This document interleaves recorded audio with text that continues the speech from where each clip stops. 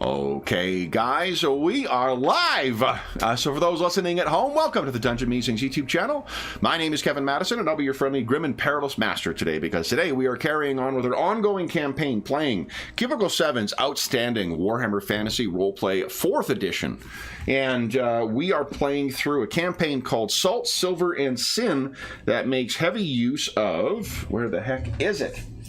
The excellent Salzenmund setting sourcebook. And with me today are the stars of the Salt, Silver, and Sin campaign.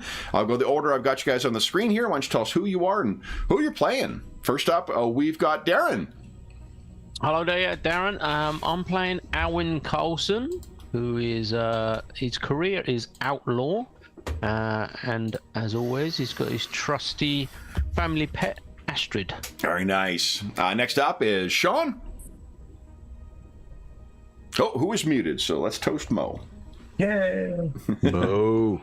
I'm playing Thognoth Barrickson, a dwarf of the Crag Forge clan that is an Ironbreaker. Nice. Next up is Colin, aka Spike Pit.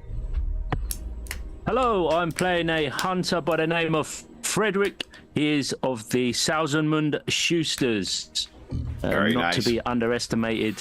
Their reach is proving quite extensive at this point. Everybody knows the Schusters. Yeah. And why not? We're waiting for the reveal that they're the Corleones of Salzenmund, but... Right. And last but certainly not least is Carl. Yes, I'm always introduced last, and I'm playing Katerina Kaufman of the Ubersreich Kaufmans. You know, who will give the Schusters a run for their money one of these days. And she's also a priest of Shalia. Very nice. All right, so last time, guys, I think we had the same players last time too. So let me bring us over to I think this is the one here that we were using. 2 sessions ago, you guys had arrived at Oldenleitz, the first town on the way to the things. Oh man, I gotta load new versions of these images because the fucking I don't know what happened to the contrast with these. They bugs me. But I remember you mentioning it last time. Yeah.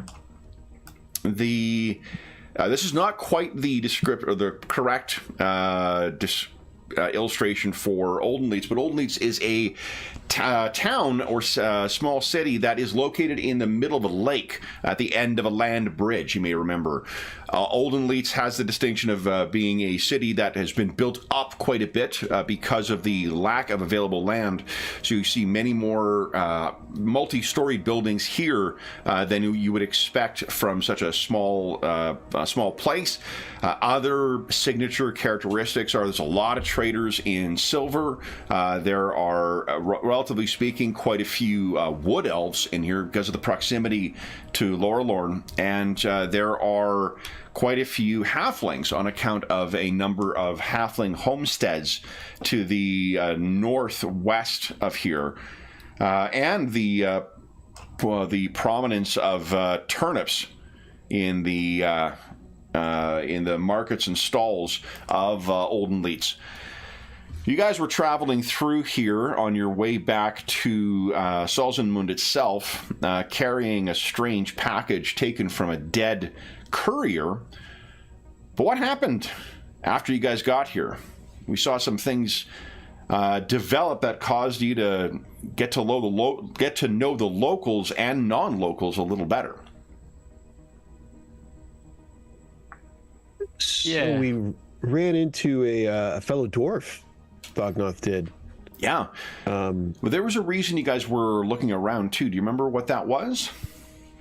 Yeah, Katerina started to look a little bit green around the gills, started to look a bit unhealthy, and we did a little bit of rooting about, and I think a few prayers from Katerina. We decided that there was this package that he was carrying. That Well, she also had dreams of long dead Nakhara. Yeah, I think it was the prayers that set off the dreams. I think she went to bed sort of praying, and that night she had the dreams that, of some necrotic lands and was it Nakara, wasn't Yeah, Nakara. Hara or something? Yeah, it was Nakara is like the dead city in far to the south. Yeah. So we went looking for an elf to see if they could help us to detect this object, see if it was magical in some way.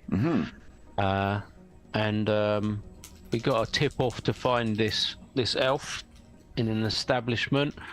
And as we entered this bar, this dwarf recognised Fogonoff, this Gromzil Grumbleshield.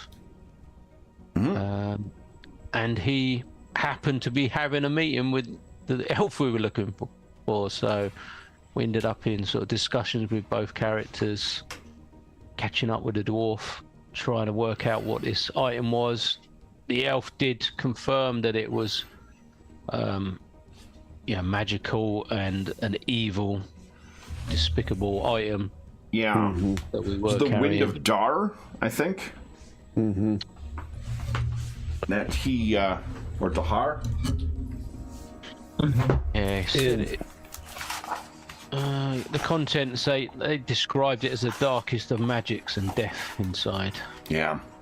Dar, yeah, D-H-A-R, was it? Yeah.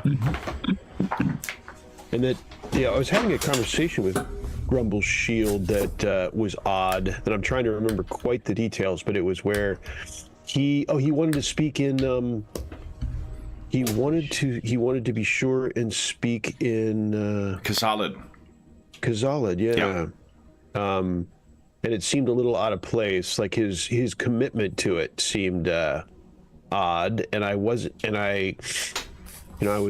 hemmed in by dwarfs and their pesky habits of taking offense, and so I was trying to get around the subject a little, of trying to figure out why. Yeah, I don't think I got to it. Without, did I? I mean, I thought it was just the fact that he was working with the elves, because he's. I don't think so. I think it was under more than that. It was more than that, wasn't it? It seemed like it was more than that. And you didn't want to. You didn't want to cause offence by insinuating that he was being dishonest in some way, weren't it? I didn't want to get in his book. Yeah. Dwarves don't lie. That's it. So. That's right. They're not elves. Right. Please. So, re-established. He was a hydrological engineer, wasn't he? Yeah. So one error I made last time is I referred to the wizard that you guys heard about in town, a human wizard, as being with the amber wind. It's the gold wind. Amber is the beast wind. Gold is the metal, wind of metal. Oh. So that doesn't really make a difference, but I had one snarky comment about that.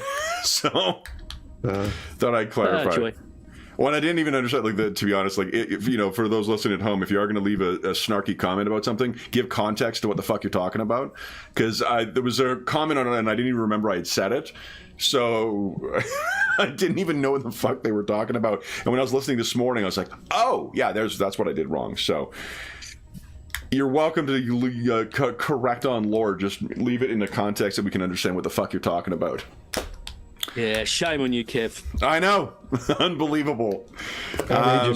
Cubicle 7 gets to revoke. This is strike one, 2 more, and then they get to revoke my books. It's really unfortunate. Well, that could be expensive, couldn't it? It's an expensive bill, especially mailing through the... Well, I mean, more so for them, because they'll have to pay the Brexit tax. They'll just send the Pinkertons. They're in Ireland. They're in Ireland. Never mind. Are they in Ireland? Yeah, Cubicle 7's based out of Ireland. During Brexit, they moved. They'll still send the Pinkertons. Pinkertons are like Swedish now, or not Swedish, Swiss now, right? Are they? Oh my God! Swedish Pinkertons. There's a game right there. Yeah, that's a game right there. As an on sequitur. You heard it here first, folks. If you want to know just all the awful shit that your character's dad gets up to in Paradar, Sean, it's because I read a history of the Pinkertons years ago. Oh wow! So so they're although their headquarters is in Ann Arbor, Michigan. Yeah. I'm looking it up. They are the division of the Swedish security company Securitas AB. Sounds So suspicious. they are Swedish. I've Yeah. history. I read a history of the De Beers years ago, and I read a history of the Pinkertons years ago, and that both those two really inform Paradar quite a bit. Yeah, so they're gonna, Interesting. nice. So they're gonna send some people to Sean's house and say, "You better back Coriolis. Those are our friends at Free League. Right. Don't say bad things about Free League." Need to expect them. Anything? Also, you guys were invited to dinner at Grozim's Yes. residence as well. Yes. Oh, that's right. Yeah, and to stay as well too. He said he had more than they're paying for more than enough space yeah. with him. So there'll be more time to figure out his discomfort, more time to figure out his Kazalid commitment. Yeah, because the way we talked about it, the like Kazalid is like sometimes dwarves will talk amongst themselves for that anyway, but generally there's always a reason for it. It's a cumbersome language to use, so it's not something that you would use. And for if you asked a dwarf, they would say it's a language that allows for precise meaning that these sloppy other languages do not. But unless it's something that you absolutely need to do, and God forbid someone manages to pick up what Kazalid means, because typically it's only the dwarves or the priests of Sigmar who can speak it. But you also met with that Orhar, who did make use of the second sight. And then was there anything else that you learned from him? Well, only as much as Frederick kind of put two and two together, and I'd sort of imagined he might have been a little bit more secretive. So I'd sort of tried to play it as though Frederick had blundered into something that someone older and wiser probably wouldn't go asking questions about, but he just sort of like come out with it. Oh, would you be exploring in the these sort of remains of the elven society from ancient society beneath from the elven town. colonial era, this town was built on the ruins of those. Yeah. What did he tell you? And I was just sort of saying, oh, you'd be getting an engineer involved with that. Oh, that seems like a good idea. And he sort of more or less invited himself to come along and have a look at some point. And I was now thinking, since this session and last session, I probably should have played it that Frederick would have been really keen to just get down there and actually have a look.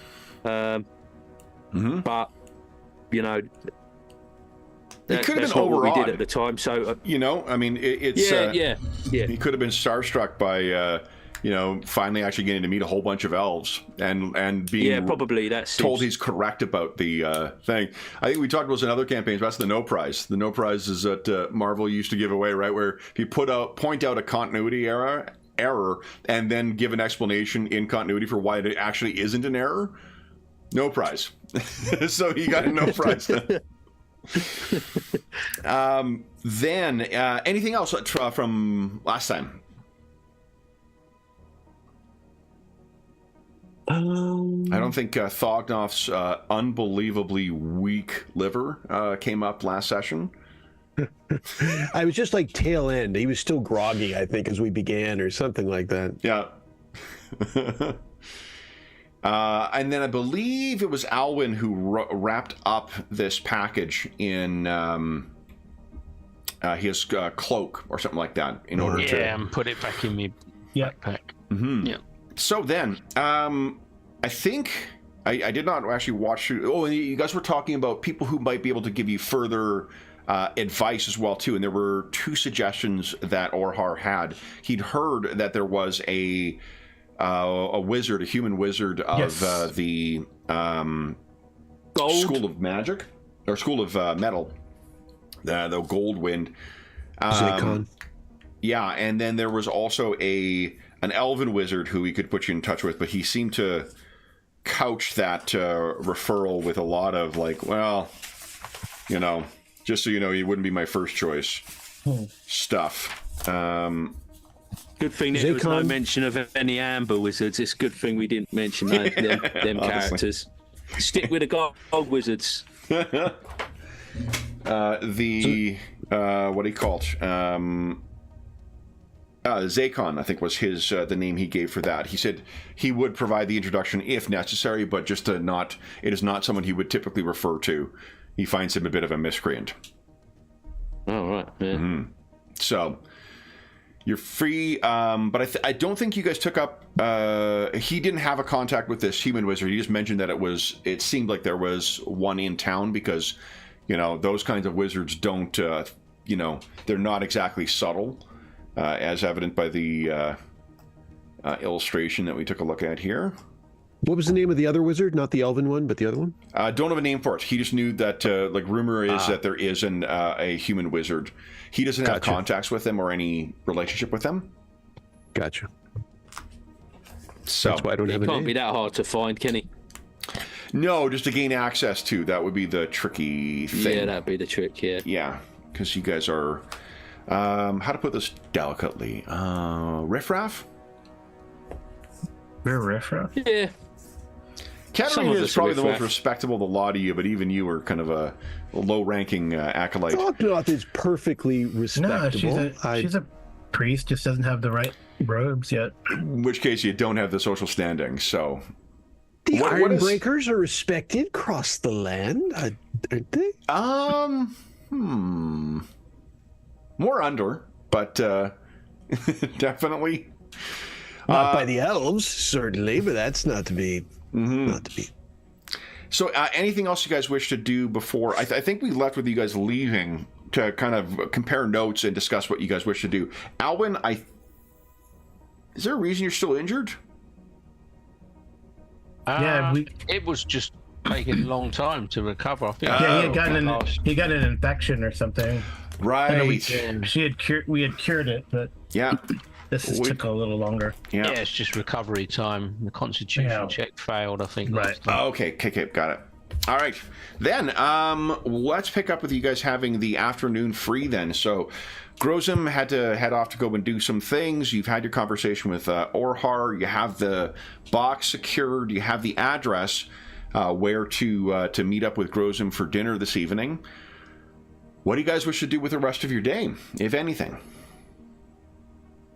And I guess, do you want to compare notes on what you've learned? Yeah, okay. Could do that with Dognoth because he went off. Yeah. So we're maybe you guys tavern, after all. That does sound like a plan. So you guys saddle up to a tavern. You have enough of this fresh air nonsense. Seriously. Into the tavern we go, and to exchange notes, as it were. Yeah. So there is a 1 drink minimum here. So let's just make sure. I think you guys have. You actually have some coin now, don't you? How did that happen? Let's see. Well, we sold some loot. Oh, right. Sold some crossbows and bits and bobs. All right. So let's see here.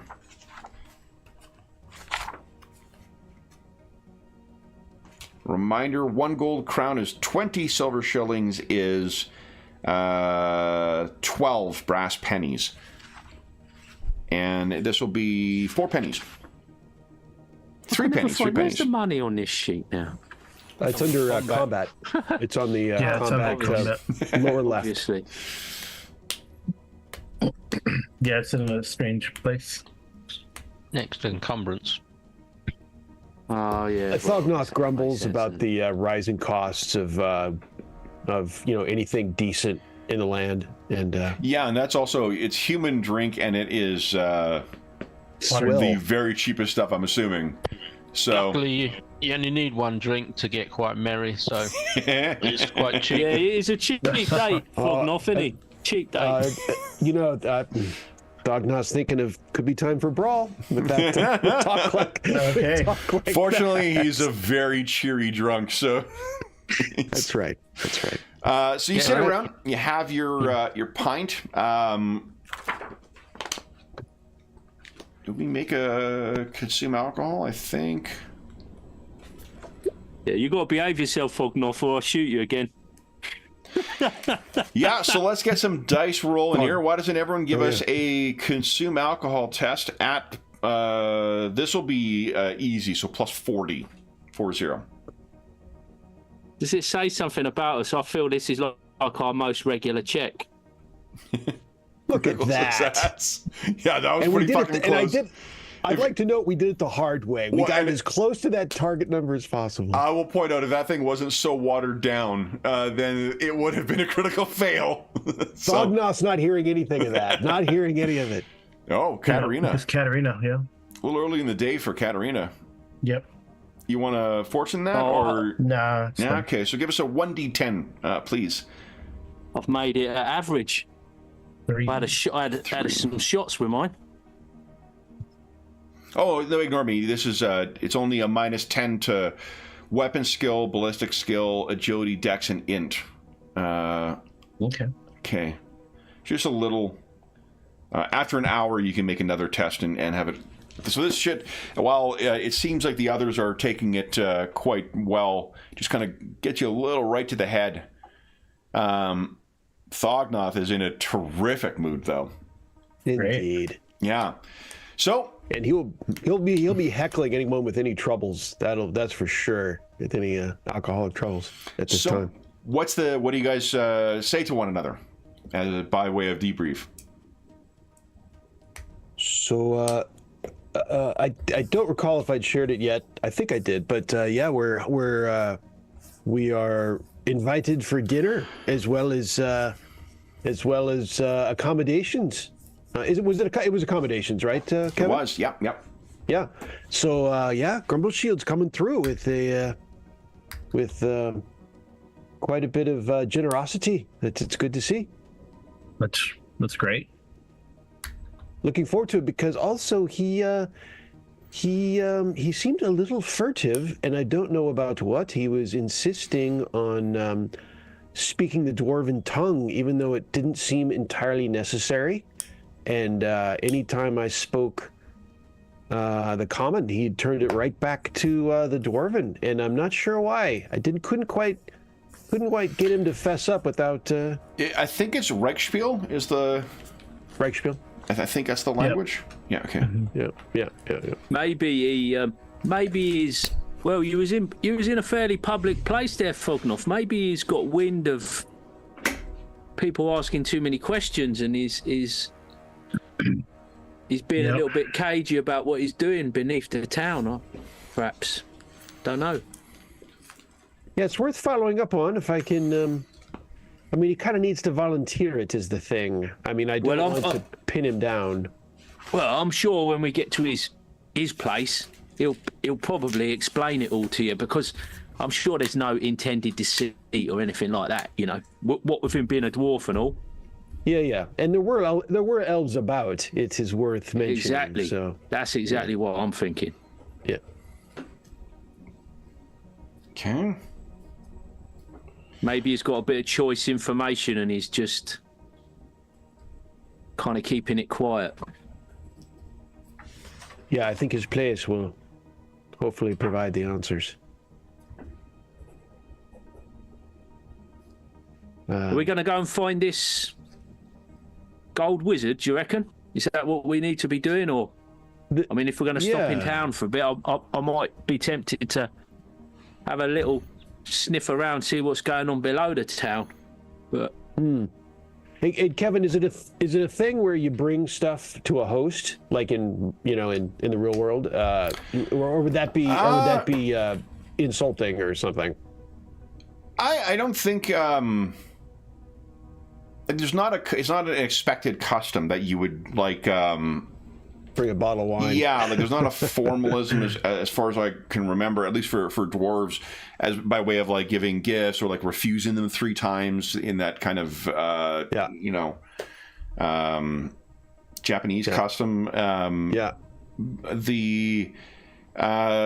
It probably wouldn't be, it wouldn't be seen as an offense. But if he's got the kind of money that he has, what do you? And true. You guys have the kind of money you have. What do you get for the man who has, seemingly everything? I just want to make sure it wasn't expected, No. Well, yeah, maybe this human wizard you all speak of that you heard of. Maybe we should track that down. Yeah, do that now before we camp at your friend's place. Yeah. I think Katerina, you might be the best to approach this guy. I can't imagine him taking too kindly to myself and Alwyn rocking up. Who, a wizard? Well, he's probably quite a highfalutin character. I mean, in their minds, wizards are, but they're just this close to chaos, right? So. Well, you know, I don't want to get into all that, Katerina. You'd know about all that stuff better than me. All I know is he's bound to be well off, and he's going to look at us in our dirty old travelling clothes. He's probably going to think we're going to turn him over or something like that. Not that any of us round here have got a dodgy past or anything. So he looks across at Alwyn and winks.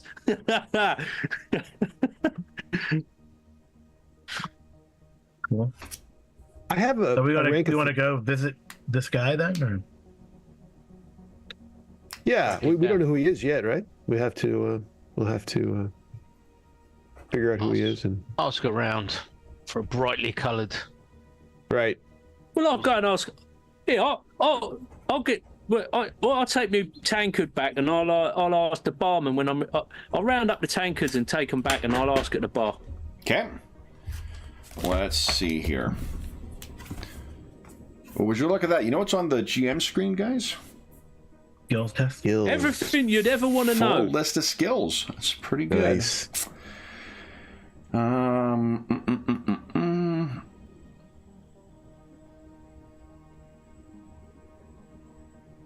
Oh, it's gossip that you'd be rolling. So why don't you give us a gossip at average, please? Frederick? Yep. Oh, that's a terrible roll for roll. Fortune that? Yeah, I'm pretty good at the gossip normally. Okay. Well, let's have another go. Oh, yeah. Try again. I think you got a earlier profession as part of a knitting circle.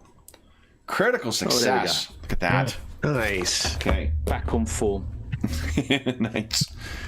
You gossip like Thognoth drinks. What? What happened there? Oh, okay. I think. Okay, I'm just checking the rule book. All right, so I'll just sweeten him up a little bit. Chat about the quality of his fine beverages and the choice of his decor and whatnot. Complimentary chat about the standard of the timber framing on his yeah. Premises. Nice beams in here. Good Yeah. solid stout, sturdy. beams. Yeah. Fine bit of You're joinery. cut off. This You're bar absolutely after the cut likes off. of it. Oh my god. And then let's see here. Okay, I was checking to see what crit actually does for it. So he walks up and how do you frame it? Well, just yeah, I've been in town for a couple of days, and you look like the sort of fella that knows what's what and who's who, well connected, and obviously you get a lot of people in here with it being such a fine establishment. And He clears his nose. Yeah. look, I heard there was I'm in need of a bit of advice from a wizard, and I heard there's quite a well-known wizard of the Metal School of Magic, a gold wizard. Would that be right? And maybe would you know who that might be? Carries about an eagle staff-looking thing. He looks at you. I don't know that, do I? Yeah. And then he looks over to the. You might have been told about that. Like if you were asking what to look okay. for, yeah, because the impression he makes would be quite something, you know. So when when you ask that, he, having cleared his one nostril, looks at you, and then like his eyes slowly trace over to where you're sitting, and then back to you, and he leans in. Why is he asking? Well, wizards, they know a lot of stuff that regular folk just don't know. And he's supposed to be wise and knowledgeable. That's what I've heard too. Oh, well, super duper. Well, and I lean in a little bit. I say, well, I can't speak too freely, but you see the priest over there we travel with. She's got official business. The priest does? Yeah, From what I've heard, I thought it'd be that dwarf of yours what's got business with him. Oh. He looks back and forth. You talking about Taufer von Feelbad? You say so. I mean, yeah, he's a gold wizard, yeah? He is Taufer von Feelbad. Taufer von Feelbad. And where would we find him? He looks at you, looks again over at the dwarf. Where would I find him, eh? As if you don't know. I don't know. I don't know. I said. No, you don't know. Of course not. Why would you know traveling with a dwarf like that? You tell Valtine Anderhart I didn't reveal none of Taufer von Feelbad's secrets. His dealings with that other dwarf. Yeah, if I saw it, I ain't said nothing to nobody. And the other name he mentioned was Valtane Anderhart. I'll put that in here. And who is Valtane? Good barman. Oh, who is Valtane, indeed? Yeah. Who is he? Only one of the most successful merchants in town. But of course, you'd know nothing about that, would ya? Friend of the dwarves. You tell Master Anderhart I didn't say nothing about no wizard and about no meeting with no dwarf. Savvy? Yeah, definitely. Yeah, I'll say nothing at all. Nothing at all. Indeed. Your this conversation. What conversation? What conversation? Indeed. And the other nostril gets suitable attention now. Any easier drinks? Yeah. And I'll just slide over the tankards. Well, thank you very much for your... Does dawn on you now, too, the name of this particular brew is Dog Snot, so... Yeah, with that and having slid the tankards across the bar to him, I nod and just touch the old forelock there and head over to the others and raise my eyebrows and look towards the door, sort of thing. Right, well, I've got a lead, gentlemen. I have a lead. And ladies.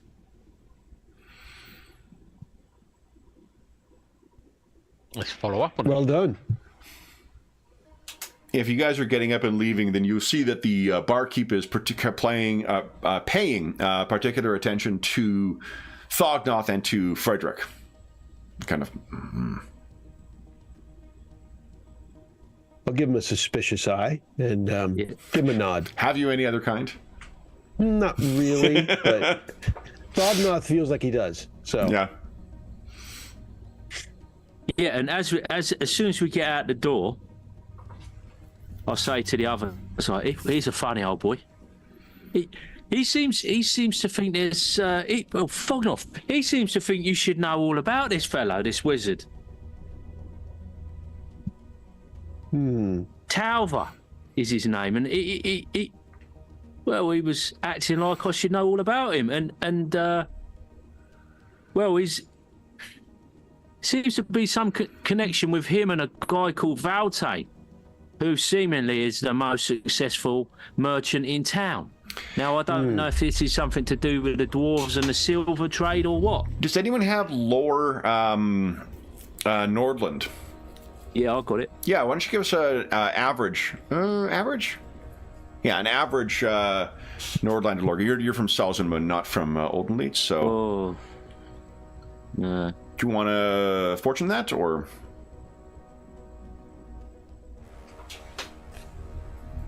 Leave as is? Yeah, all right. Go on it. Nice. Go on it. That first quarter of my narrative metacurrency target. It's getting closer and closer. There you go. So you definitely have heard of the Anderharts. Anderharts are one of the more successful kind of middlemen. You know, for that there's we actually talked about this I think a couple of weeks ago, but the joke being about the what do you call it, gold rushes. You know, the people who get rich in a gold rush are the ones who are selling the shovels, and in a similar way, it's the middlemen here who are the ones who get rich. And the Anderharts are part of the river trade. So to a lesser degree, there's also the turnips from here and lumber coming from the Lower Lorne. But the Anderharts, you've definitely heard of them. So they're a wealthy family. Okay, so I'll retcon that a little bit then. Yeah, so the Anderharts, they're this wealthy family, and they ply the river. They're big river traders. But I'm still not entirely sure why as a dwarf you'd know this wizard. Well, since this Talfa. Thognoth, why don't you give us an awareness check, please, at average? Unless it's to do with the metal. Is it Perception, a metal right? school? Perception. Yes, perception, not awareness. I should be referring to my GM screen. Sure. Let's see here. I want to make sure and get Kevin's numbers up this time. This GM numbers here. Let's see. Do you have your helm on right now? Oh, you got let's see. What is because it says penalty due to helm. I'm wondering if it's already. Did you have that baked in to the roll? Oh yeah, penalties due to his home. Yes, it's baked in. Okay, so then that still would have been a failed, but just not by quite as much, I don't think. Helm gives what, -10 or minus? -10. -10. Okay. Yeah. So do you want to fortune that? Oh, I see your fortune points already spent. Look at that. Look at that. Yep. Awesome. Yeah, I'm on it. Heck I'm yeah. on it. When I get that narrative metacurrency bonus at half year, guys, I'm going to be sharing a large ass. Nice. I'm trying to think what is practical. Well, we're coming out of the tavern. I mean, I think he would take it off in a tavern. I mean, that seems to make sense. But Okay. we're leaving, right? So then why don't you give us a reroll without that penalty? Okay. Yeah. Let's see. Okay.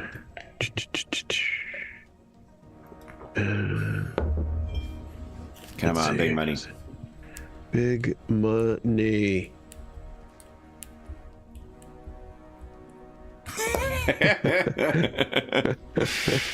Critical fail. So you're thick as a plank, you are. So maybe here's what happens is I'm going to bank the critical results of that for something fun later. Fun should be seen in, scare quotes. But Thognoth says something that you guys say, like, well, it could be one of any dwarves, kind of comment. And you guys sort of all look at one another and you're like, now that you mention it, because Salzenmund has two different kinds of dwarves that typically make their appearance in it. Dwarves are not uncommon in Nordland, in part because of Thognoth's folk, and also the folk that are descended in part from Norse dwarves. So, there's a fair amount of dwarves in other parts of here, but because of the proximity to the Lower Lorne, and the high, not necessarily the more so the elves than it is the dwarves, there's not really a lot of dwarves in Oldenleitz. So, where, maybe, there'd be a lot of dwarves around, there's probably not a lot around here. And for Thognoth to be like, it could be any dwarf, you're like, I think I've only seen 2 since I got here. So he may not think that, he stands out here. And in Salzenmund or elsewhere in Nordland, that's probably true. It would be, dwarves are just one of the folk who make up the population in Nordland. But in this particular city, there's not really a lot of dwarves. So, I mean, is it potentially a case of mistaken identity that we're dealing with here? Is he getting him confused with our engineer friend, or? He was seen speaking to him, so he might think, well, a friend of his. If Grumble Shield was the one that was talking to him, he might think, well, if he's his friend, he's probably involved with it, maybe. And some humans think we're all alike. Well, going around with that helmet on all the time don't help, does it? Mind you, you didn't have it on in the bar. Give him a sharp look. Yeah. It's a good help. Puts it back on. Yeah. Back on it goes. Yeah.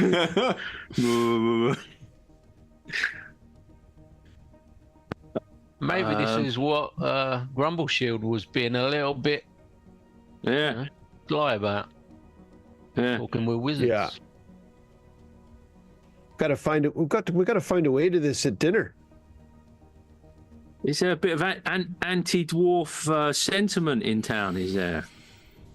Well, the elves, while not as formalized in their grudge against dwarves, when every dwarf you encounter is a raging prick to you, sometimes in even setting aside natural predisposition towards bigotry, you can kind of draw conclusions about what to expect from dwarves. So the animosity that dwarves have towards elves is a little more widely known, but that's because dwarves are just legendary in carrying their grudges. Elves, for the most part, probably aren't crazy about dwarves either. The reason that the elven colonial era came to an end is because they lost the fucking war. Yeah. So I wonder, it could be sort of as simple as, if this place is fairly well known for having quite a lot of elves knocking around, maybe the dwarfs just stay clear of it, type of thing. So it's not. Yeah. They kind of like avoid the place almost. Yep. They don't like, as a broad stereotype, they don't like being around elves, and elves don't like them being around. So, which makes Grozem such an unusual choice to be working on this. Although, like, practically speaking, there would be no better person to pick than someone who's got expertise in draining mines and things like that. Mm.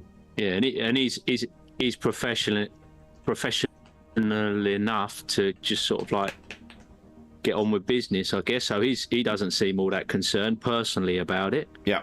But then there's his strangeness that I witnessed. So yeah, there's that. Yeah. Strange. There's something there. Well, so it sounds like, do we need to get down to the perhaps like the Merchants Guild, or down to the river, or if we still want to speak to this human wizard.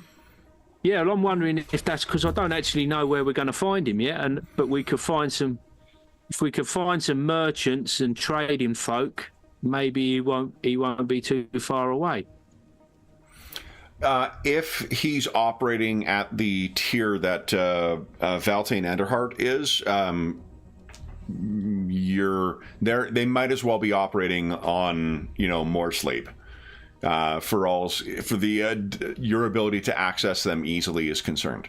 There's always, like, you may in a random or a patch of luck run into them on the street as they're moving around, because like they can't be totally separate from it. But the circles that the Anderharts move in, particularly the Patriarch of the Anderharts, and this the designation of Vaughn, tells you that in addition to being a wizard, this is also a noble. So You can try, most certainly, but it's not the kind of person that if you ask around at the tavern or whatnot, or ask around at the docks, that you're likely to run into them. No. Do we wait till this evening and see if we can get some more information out of your friend, the dwarf? Yeah. Not a bad idea. Anything else we had? It was besides that. I think that's anything else we had to do. No, I'm just trying to get some leads on this wizard fellow. I mean, there's the elf, Zagor, or whatever his name was. But he seemed like a bit of a funny character. Like Zakon, yeah. yeah, maybe we wait till tomorrow when maybe we have more information. Yeah. Apologies if there's background sound. My snow removal guys just got here, and they use a jet engine to clear the snow. So I am greatly appreciative of it, but I know it's showed up on background sound on the stream before. Nope, and there's two of them going now. So good. Dueling, no less. Yep. They okay. So unless there's anything else you guys wish to do with your afternoon, would you each give us a challenging perception roll, please?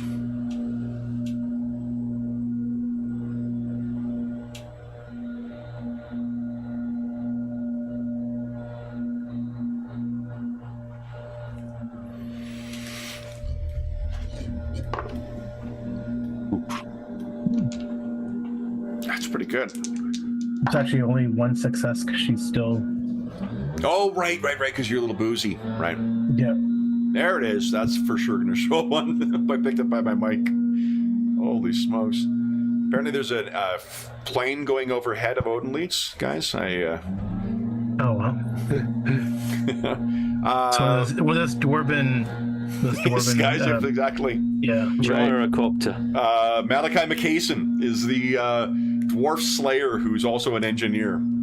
He became a slayer because he killed so many dwarves with his attempt at building a battleship. Who did not roll? We got two. So Thognoth rolled, Katarina rolled, Friedrich. Oh, they all rolled. Everyone rolled. Okay, good. All right, so then the evening will come. Unfortunately, that as much of it is a success, contested roll. So unfortunately, nothing is coming up. But when evening comes and you guys make your way to the, I guess, like, do you wait until just before dinner to make your appearance at Grumbleshield's home, or do you go a little earlier? We probably had the time to go a little earlier. I think I'd go a little earlier, considering he's a friend and you know that our good relationship. Yeah. And we're not otherwise pressed for time, so. We should maybe let you go a little bit earlier because you might be a bit more forthcoming with information, and we'll turn. Oh yeah, that's a good idea. On time, as it were. Alwyn, always thinking. I could appreciate that. Hey. Yeah. Okay. So then, Thognoth, you make your appearance. How much time do you guys want to make between when Thognoth arrives and when the rest of you arrive? Is an hour too much? Yeah, I feel like that seems a sensible amount of time. Yeah, without without being too early. Okay. Maybe an hour. So then, Thognoth, when you arrive, it is, I mean, for a human place, it's a nice building. It says a lot that they've got 3 stories built in here, and all of them are made use of just for a residence as opposed to being turned to some other purpose. It's narrow, of course, but if you think of kind of like almost like a medieval brownstone, I know that doesn't really exist, but that's kind of what this place would look like. A single unit, single family kind of dwelling thing, quite nicely made, but as is common in Odenleitz, you can't really build out, so you have to build up. The door is answered by a human servant clearly someone who may have come with the house. And shortly after you arrive, Grozim comes down, and you can see he's still got, ink stains on his fingers, so he's probably hard at work on some designs. He hasn't got himself... He has the look of someone who has been working at a table. He's dressed casually. He comes down, and he says, Thognoth, you come! And have you come alone? Just a little early. They had some things to do, but I wanted to... I wasn't pressed for time. I thought I'd come a little earlier. I see that you got servants now, I say good-naturedly. Oh, yes. They're paying for everything for me. And you can see that he's pleased that the humans are coming, but he's probably also a little disappointed that he doesn't get to be upset by them refusing his courtesy. It's a dwarf thing. Yeah. So he then welcomes you in and says, well, that gives us time to catch up before they arrive then. Indeed. How have things been with you? How did you find yourself in a situation to be traveling with these humans? Well, it's an excellent question. Have things grown that dire for you? Yeah. Well, I got to know one, and Sean's trying to remember. I got to know one, and he led me into the pack of them. He did. We met in a tavern. Became, I didn't know anyone in town, and yeah, didn't you? It was you and Friedrich, wasn't it? Who got? It was Friedrich. Yeah. I can't remember. Was it a brawl that you guys came together over? Something like that. Either I got annoyed by him and then liked him, or he was getting picked on. There was something like that. Do you remember calling? Yeah, I was following you around because you look like a character with lots of tails. And I was constantly badgering you for stories and like, oh, where did you get this? And where did you get that? And did you see this? And did you see that? That's right. Yeah. Oh, and then when someone tried to beat up Friedrich, they thought us. Only I can beat him. Right. Yeah, I think that was phase 2, where at that point, for, in some weird way, then someone picked on Frederick. I'm like, no, I'm talking to Frederick. That's not how this works. I'm the only one who gets to do that. Right, exactly. Okay. So. Yeah, all right. And then Frederick introduced me to everyone else, I think, was the... I think Katerina and Alwyn knew one another, and... Yeah, and I don't remember what. And then I got to know the Schusters, in general, yes. And then that just does it. Then you're known. Right. Yeah. That's half of Salzenmund right there. Yeah, that's exactly right. So when so you give the description, and he saw it's good you've got someone watching your back. Then. Yeah. Well, it's good. What do you make of this place, then, eh? It's nice. You've come up in the world. It's impressive. Well, it is certainly higher than the tips of a mine, no doubt. If I wasn't being paid so well, though, I'll be glad to have this job done and move on to something else, something under a proper rock again. Yeah. Yeah. Yeah. I don't know. You're getting used to it, aren't you? It's the high life. Why don't you give us a charm check there, Thognoth? And we'll give you average on this, please. This is going to be trouble.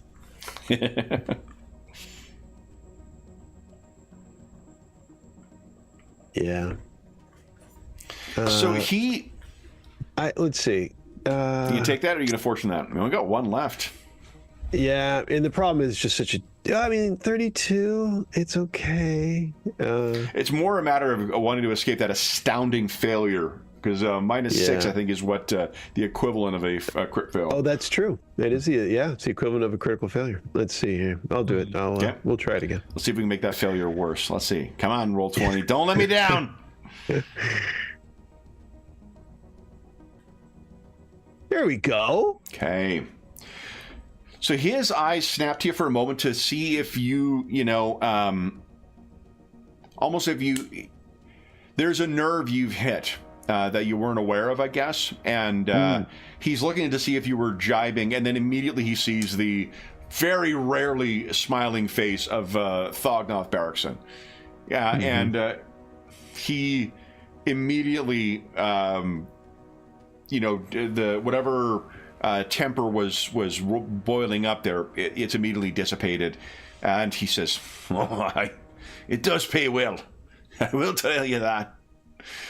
But it's and you see the human kind of comes by, and he asks a question about what time dinner will be. I'm assuming you tell what time your friends are going to arrive. He tells him and goes at, having been reminded that he's not alone in the house, he then lapses into Kazalid once again.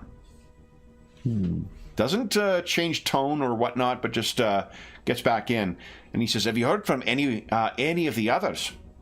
Are they all back home, or is anyone else taken to the road? And I'm not aware of anyone, right, Kevin? Before, yeah. No. No. It's you and me, my friend. We're out here in the big world. I'm not aware of anyone else. I wish I was. Have you heard there's rumors that have come? Rats in the tunnel. Rats? Indeed. Speaking of actual rats. Yes. The rumor I've heard is that someone crossed the wrong side of a priest of the water god, and as a result, a curse was brought down on them. Wharf rats infesting the mine. You've heard nothing of this? No. I mean, I haven't been in a mine in a while. But no, I'm not. It's not reached my ears. I didn't know whether to put any truth in it or not, but this... I suppose any news of home, even bad news, is still taken as a fond message or a happy word. A reminder. Yeah. And these rats are in this town here, huh? That's the idea? They're supposedly here? Oh, no. Back in the Grey Hills. Oh, in the Grey Silver Hills. Yeah. You've not...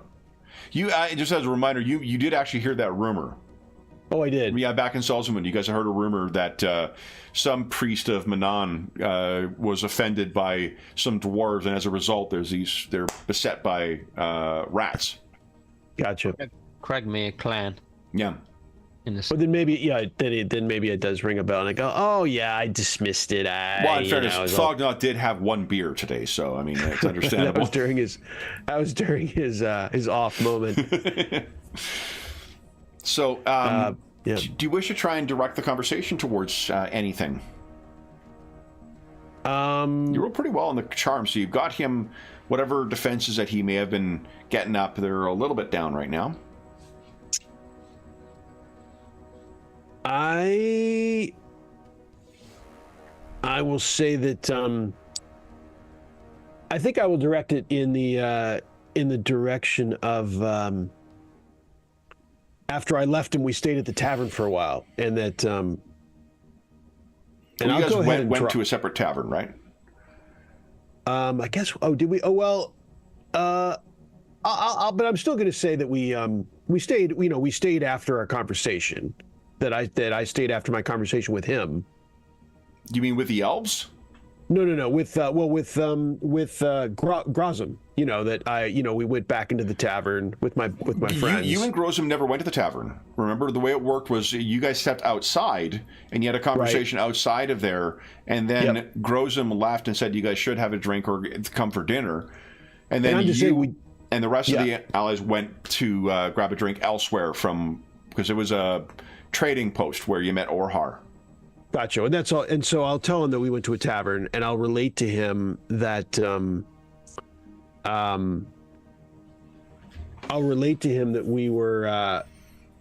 we were trying to get information about a package, which I think I told him about. I gave him the basics of our little task, and I'm gonna drop the name that a name came up, and I'll just relate the story in a sense, and I'll say, oh yeah, we this name got mentioned of Talther von feel bad. And I'll just ask him if he's heard of him. Okay. Just give me a sec here. I'm just trying to...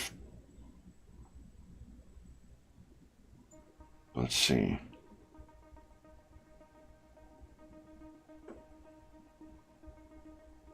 Would you give us an intuition check, please? Average? That'll be challenging, actually, because it's going to be contested.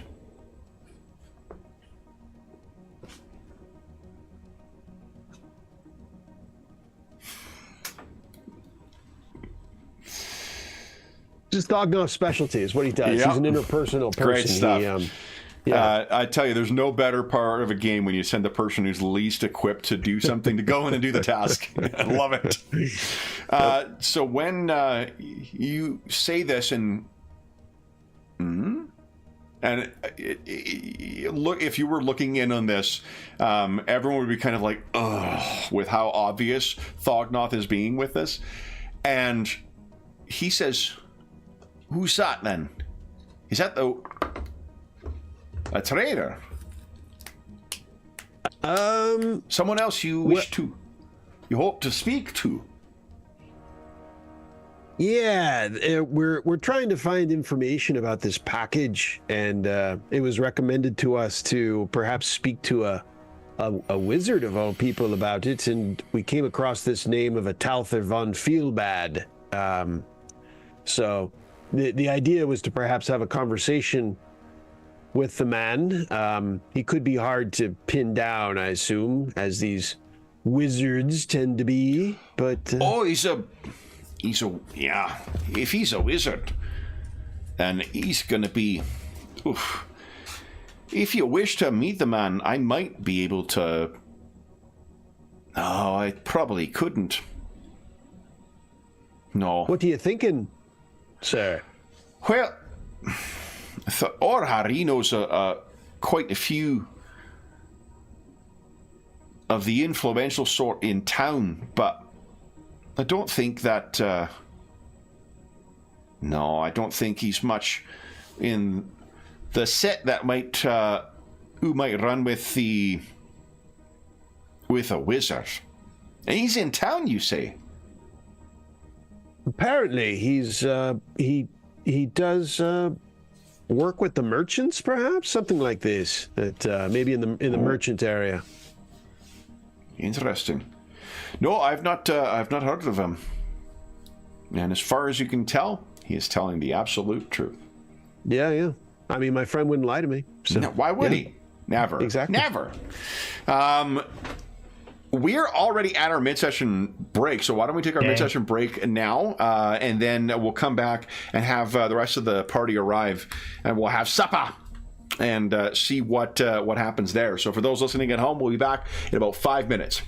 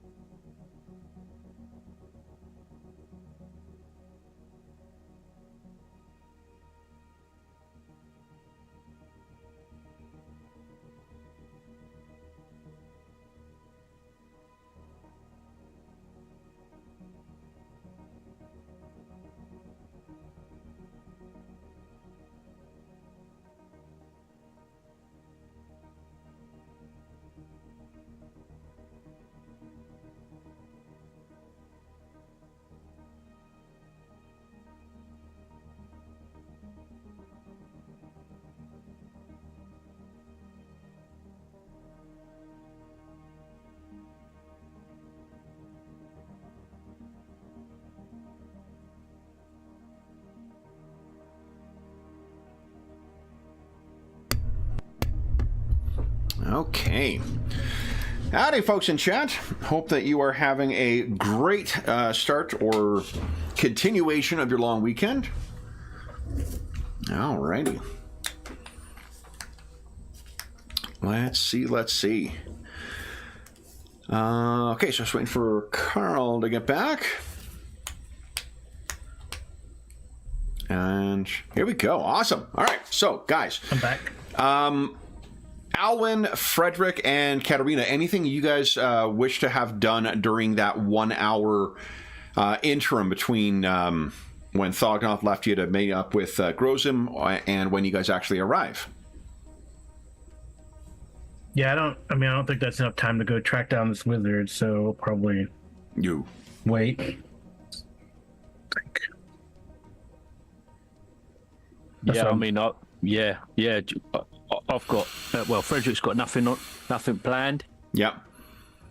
Oh, and just for point of mechanical clarity, so the way that the gossip typically works is you're able to ask one question on a success.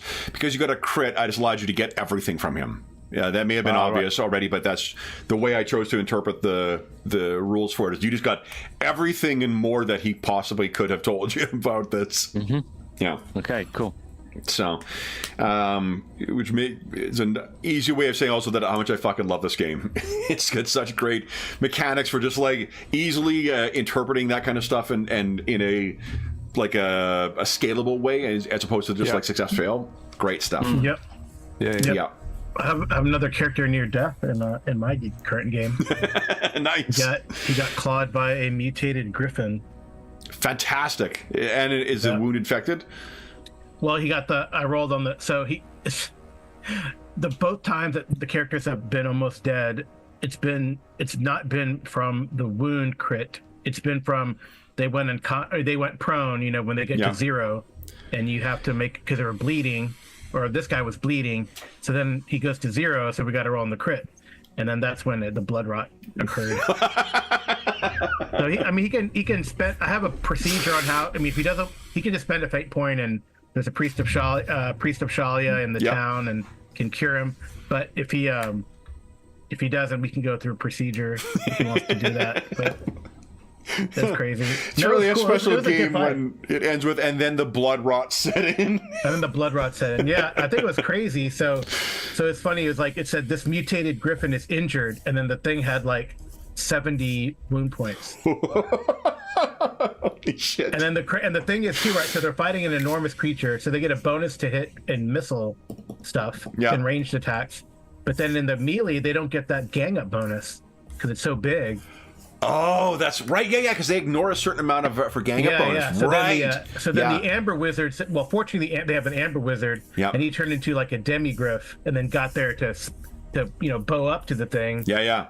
And their attacks were ineffective against each other, but that allowed the other guys to come in and get the bonus. That's fucking cool. Awesome. It was a good fight. It's tough. So there's no owl bears in the game, but I guess demigriffs are probably the closest I'm going to get to that. So I am very sorry for the future demigriff in your. It's awesome. Yeah, man, he's done. The Amber Wizard has done really well with that demigriff. Oh, bad. In the conclusion to Power Behind the Throne, there was an aerial battle between him and the Chaos Wizard. It was great. Awesome. All right. So in Carl's campaigns, you get to turn into demigriffs, fight hordes of Skaven and mutated griffins. In mine, you go for dinner. Yes. Kev, why do your games take for fucking ever to finish adventures? I don't know. I mean, we've been playing for almost we've been playing for over 3 years. Yeah. So we've had plenty of dinner gatherings. Excuse me. When you guys have faced a forest full of mutants already in this one, so actually, it was a breakfast with the graph. That was the latest breakfast with the graph. Excellent. And his very attractive daughter, the Princess Katarina. Hello. Yeah. Then what? Also, we had several sessions of just snotball. Love it. The characters they infiltrated into a snotball team and won the Middenheim Carnival tournament. Excellent. So we had like a whole session of basically Blood Bowl. That's great. It was awesome. You won't have time to track down the wizard, but is there anything anything else you guys wish to talk about? Any concerns over Thognos' connection to this dwarf who may have more secrets than what he has shared thus far? No, I think Frederick is pretty convinced that it'll come to light when we get to the dwarf's house, and he's anticipating that Thognos will have it all figured out by the time we get there. So it's just sort of speculating about that, really. Okay. Well, I'm looking forward to finding out what Thognos managed to figure out. Well, we definitely should be wary. There's a saying in Uberstrike that when you have multiple dwarf clans around, there's always a fight. So, with that, then Thognos, before your friends arrive, is there anything else you wish to try and direct the conversation towards? He did not take the bait on the name Talther von Feelbad, but which is puzzling given my expert, navigating of the conversation. Seriously, yeah. And you're a canny judge of character. Indeed. And since that worked so well, I will also feel like it's inevitable that I should say, and we came to, speaking of that he worked in the merchant area, I thought, there's this Valtane Anderhart that apparently is that was mentioned in the same conversation, that perhaps he was doing work for this man. Would you give us once again an intuition check at challenging, please?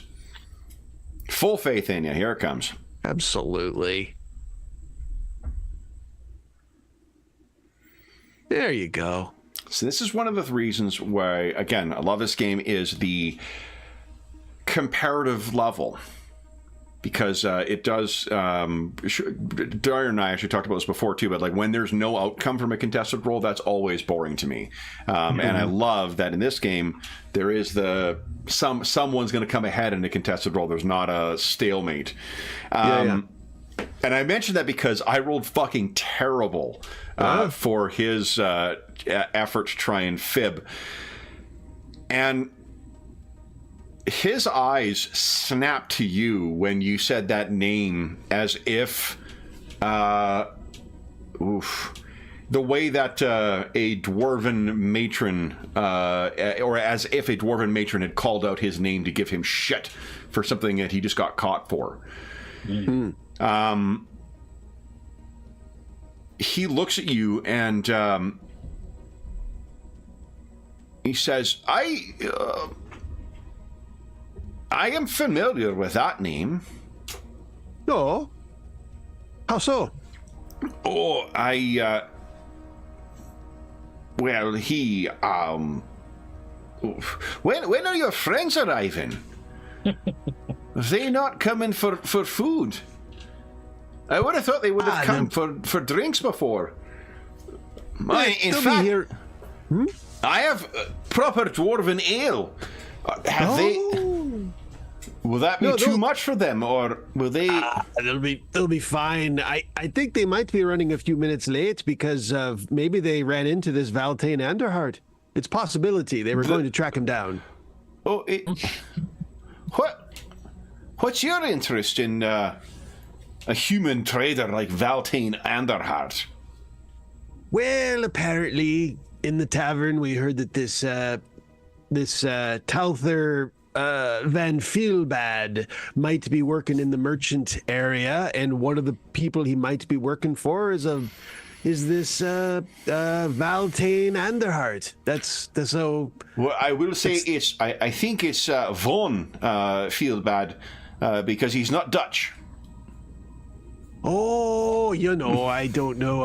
I don't know. Yeah, I'm sure you're correct. You're the well-to-do one now. Ha ha! And I give him a little, Yeah. Yes. So you think a bit of old the silver stite? That'll be good for them, yeah. He's bringing the conversation back to beer once again. Yeah, probably. It just depends on how long their conversation with Anderhart lasts. That's all. I just, yeah. He stops and turns around. You're quite insistent on this name on Anderhart, Thognoth. To the point I think you've got a point to make you've not yet made.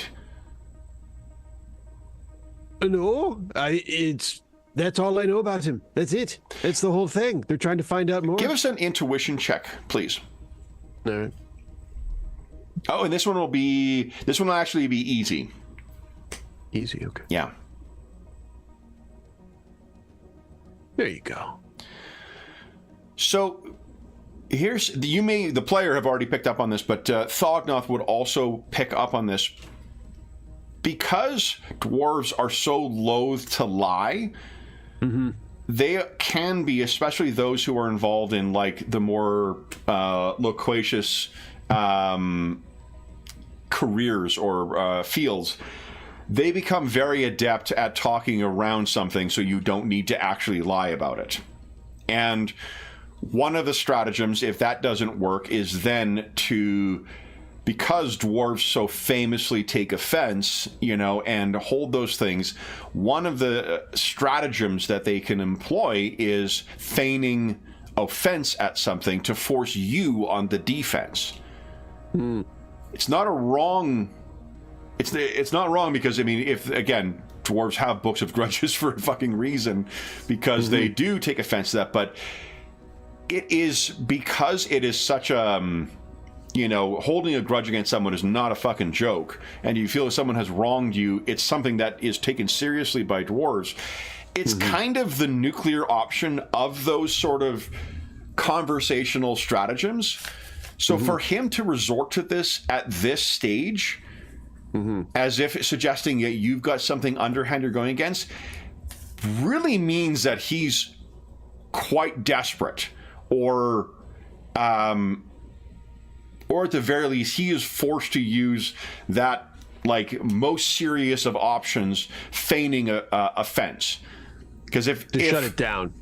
Yeah, it's just to try and shut down this thing. So you would absolutely pick up on, like, what the fuck is going on here? Like, yeah, because confirming that there's something here. Yeah, and like among humans, there is a stratagem of just like feigning offense or feigning upset or whatnot to put people on the back footing. But among dwarves, that is a much more serious thing, because if you are having a grudge against someone, that means, like, well, I guess we're not friends anymore, you know, and I'm going to have this grudge against you for that long. So this is a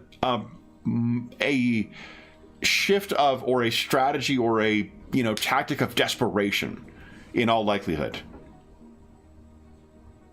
So perhaps that's when we hear the knock at the door, and then the others arrive. And I'll try to, and I guess I'll probably use that to go, oh, and there we go. Here they are. And, you know, I'll try to bring it back to a smile and go leave them be. You can tell as you go to the door, perhaps to join the human servant. If you look back, dwarves are great at feigning anger, right? It is it's almost that, you know, the resting furious face might be a good descriptor for it. But there is most definitely a artifice to his level of upset. There's nothing you've said that would cause him to be angry about this. You just happen to be bringing up this person's name again. And barring it just being that, like, there is not a reasonable explanation for why he would be genuinely upset about this. It is a awkward stratagem he's employing, and one of great consequence and great desperation. So as you get to the door, you guys are met, Katarina, Frederick, and Alwyn. You're met by both the human servant and by Thognoth coming trotting over. Why I think I'll be more animated than usual. You know, more socially, like, you know, I'm like, like a little weird, you know, I'm kind of, because, you know, it's also as a friend, I mean, for legitimate reasons, that he's a friend and we're chatting. It's kind of, you know, it's not, I'm not, so I'm a little bubbly even. It's a little weird. It's a bit unnerving. It's almost like he's had alcohol. So hey, easy. So you all right there, Frognoff? Having a nice time, are we? Catching up with your old buddy? Indeed. It's so good to see everyone. Strangely, I throw in. Okay. So you guys are brought in. I'll just lean in as we're kind of going in through the door. So figured it out, Fognoff. You figured out what's going on? I give a nervous look, you know, behind me, kind of, and the servant's there, right? The servant is probably busy taking people's, you know, belongings, because you guys are staying here overnight. So he's taking those things and whatnot, and so he is seemingly distracted, and there is no sign of Grozem. Grozem seems to be waiting back in the salon or whatever that you guys were chatting in. I'll whisper, making headway. No, not a breakthrough, but confirmation that something's afoot. Oh, right. So how about everyone here? Did you have a good afternoon? Well, we didn't get up to much. No. I was just wondering what's going on. It's all a bit odd. We was speculating as to what might be afoot. Oh, speculating. Sounds like you're on dangerous, the case, Frederick. Dangerous. Dangerous. Speculating.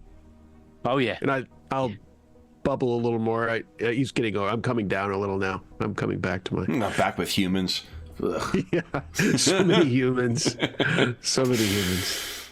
And I think Alwyn will point to the servant and go, I'll take that one, and I'll take the backpack off of him. Okay. Because I want to leave it in the room with us. I don't want losing eyesight of it. Because he looks at it. As far as I'm concerned. Looks at you, and he's got this incredulous, like, really, kind of look on his face. Indeed, that's important to me. Thank you. There you are, sir. If you would like it transported to your room, I would be happy to do so at your discretion. That won't be necessary, but thank you very much. I apologize, good sir. He's not used to being served. Oh, he gives you the look of like, oh, I didn't notice, in a way that tells you like he fucking noticed. Well, so I put him in his place. I assure you, sir, your property is as safe in Master Grumbleshield's residence as if it was his own property. Nevertheless, I'll still take it off him. Okay. And speaking of old Grumbleshield, where is our host? In fact, I think we have some proper dwarven ale waiting for everyone. Let's head into the kitchen area. Okay, so you guys all head into if you head to the kitchen, the servant will be like, Or wherever Grumble, I just probably, I'm throwing that out there. Yeah, so they will, so if you guys go in, Alwyn, Frederick, and Katerina, why don't you each give us an intuition check, please? This will be at challenging, sorry. I think it's contested. Oof. Alwyn. Oof. Nope. Oh. We are clueless. Yeah, I mean, dwarves, they can be quite inscrutable. So as far as you can tell, when you walk back into the room, Grozim is as much the boisterous, cheery, or friendly dwarf as what you met. He comes in and welcomes you all to his home. Welcome. Mr. Grumbleshield, good to see you again. As you're coming in, he points at Alwyn's bag and he says, "Did he not offer to take that for you?" Oh no, it's got very personal sort of significance, so I don't like to lose sight of it. Sorry, I don't want to put you out or... No offense taken. Yeah. I know I've found myself many a time in places where I wouldn't trust the host. Oh, no. It's just a very sensitive issue. We can't talk about it. It's a sensitive issue. That is fine. You will find that no one would accuse Grozim Grumbleshield of being the kind of host who would pry into things what he should not be prying into. And eyes land on you, Thognoth. So you said you had some dwarven ale for everyone, did you? Indeed. I've been saving this for occasion, and there's none what can stomach it properly. So here, first thing is a bunch of drinks are brought in, and would everyone give us this is going to be a consume alcohol at challenging. Even for Thognoth. It's been a while since you've had this, That's true. Especially for Thognoth, some would say. There's some good stuff. Look at that! Amazing. Well, I mean, I think there's probably in Uberstrike, it's right next to the Grey Dirge, some mountain range, and there's a lot of trade with dwarves. Yeah. So as she says, I haven't had this for a while since my sister's equivalent of the quinceañera, whatever they call it. Yes. There is a thing like a coming out or something like that. Yeah, coming out, something like that. The Alwyn, you're the only one where this goes right to your head. So you'll have -10 to those usual. I think he's a bit distracted thinking about his bag, and he's drunk a bit too much, probably. Yeah. A bit too quick. Well, this stuff is no joke. The way dwarven ale is described in this is next door to poison. So this is the shit that can take paint off of walls. So you all have it, and it makes for a very merry start to the spirits are warming spirits, as it were, and it makes Grozim proves to be a very welcoming host too. He makes apologies for a lot of the surroundings and the furniture and whatnot. None of it, of course, is dwarven make. It's all of human make. He asked a little bit about each of you as well, where you come from, what brings you here, how you fell in together, he will bring up that Frederick, what the story that Thognoth told him, and he's curious if you're curious about all dwarves. Like, is there a reason you were following Thognoth around? Oh well, I've never seen the likes of Thognoth. You know, he's a fine warrior, and you could tell he had many a story, and I do like a story, much like yourself. You know, I like an interesting character, and and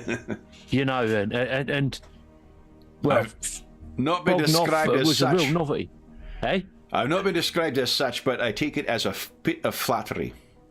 Oh yeah, definitely. And Thognoth spoke so highly of you, and you know, for you to be taken on by the elves in this mission, I mean, they must think highly of you as well, because, well, I know Thognoth, and I know enough dwarves to know that things are not always convivial between the elves and the dwarves, and for them to entrust you with this important work is there's a story there, and it writes itself. If you find yourself inclined to tell the story of this, I would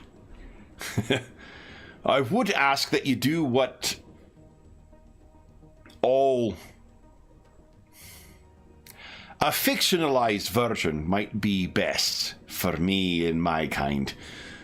The animosity between my kind and the elves is older than my line. So you wouldn't want it getting out. You wouldn't want it getting out that you was working with the elves. I'm not ashamed of the work I'm doing with Orhar. Certainly, it's we understand as dwarves,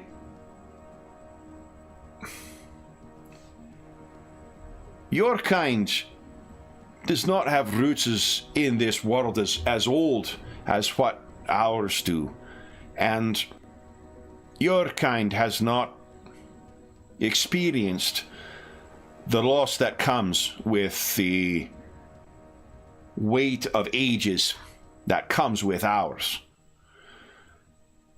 The elves are old adversaries of ours, but we share one common bit. What was, we've lost.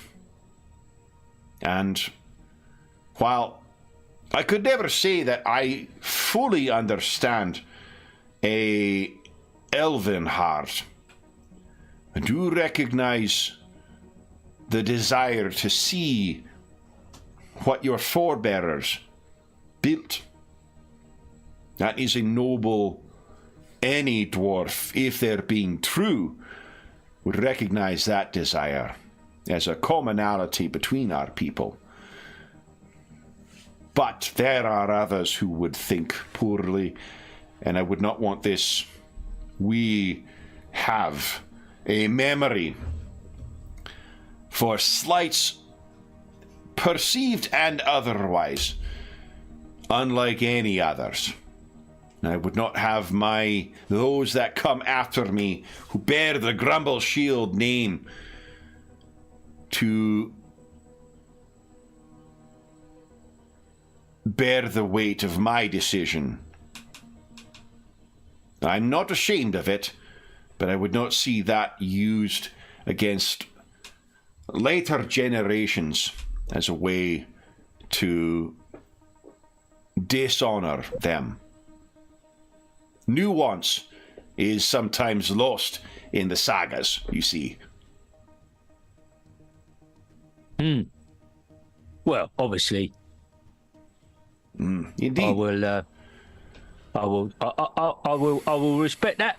I will rework the story to change the names. Well, with a view that you would have enough to go on with that one there, and he points out to Thognoth.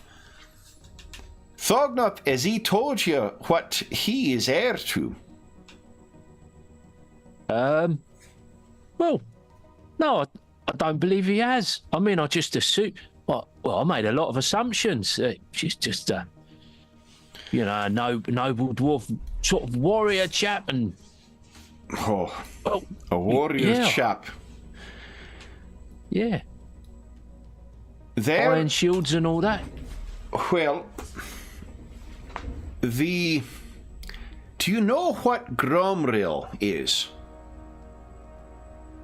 Oh, of an inkling that it's some sort of valuable,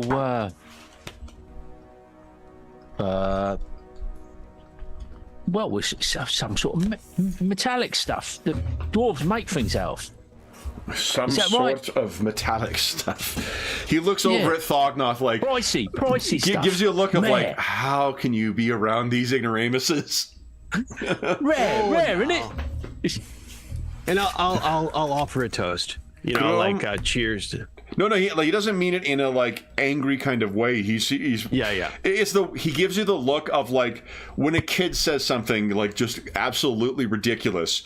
You give a look of like, oh, precious, you know, to the. I'll share it. Yeah. What he says is, the Gromril is the most valuable metal. There is nothing that has such value, not just to the dwarves, but to all those who value the masterpieces that our kind work. The finest,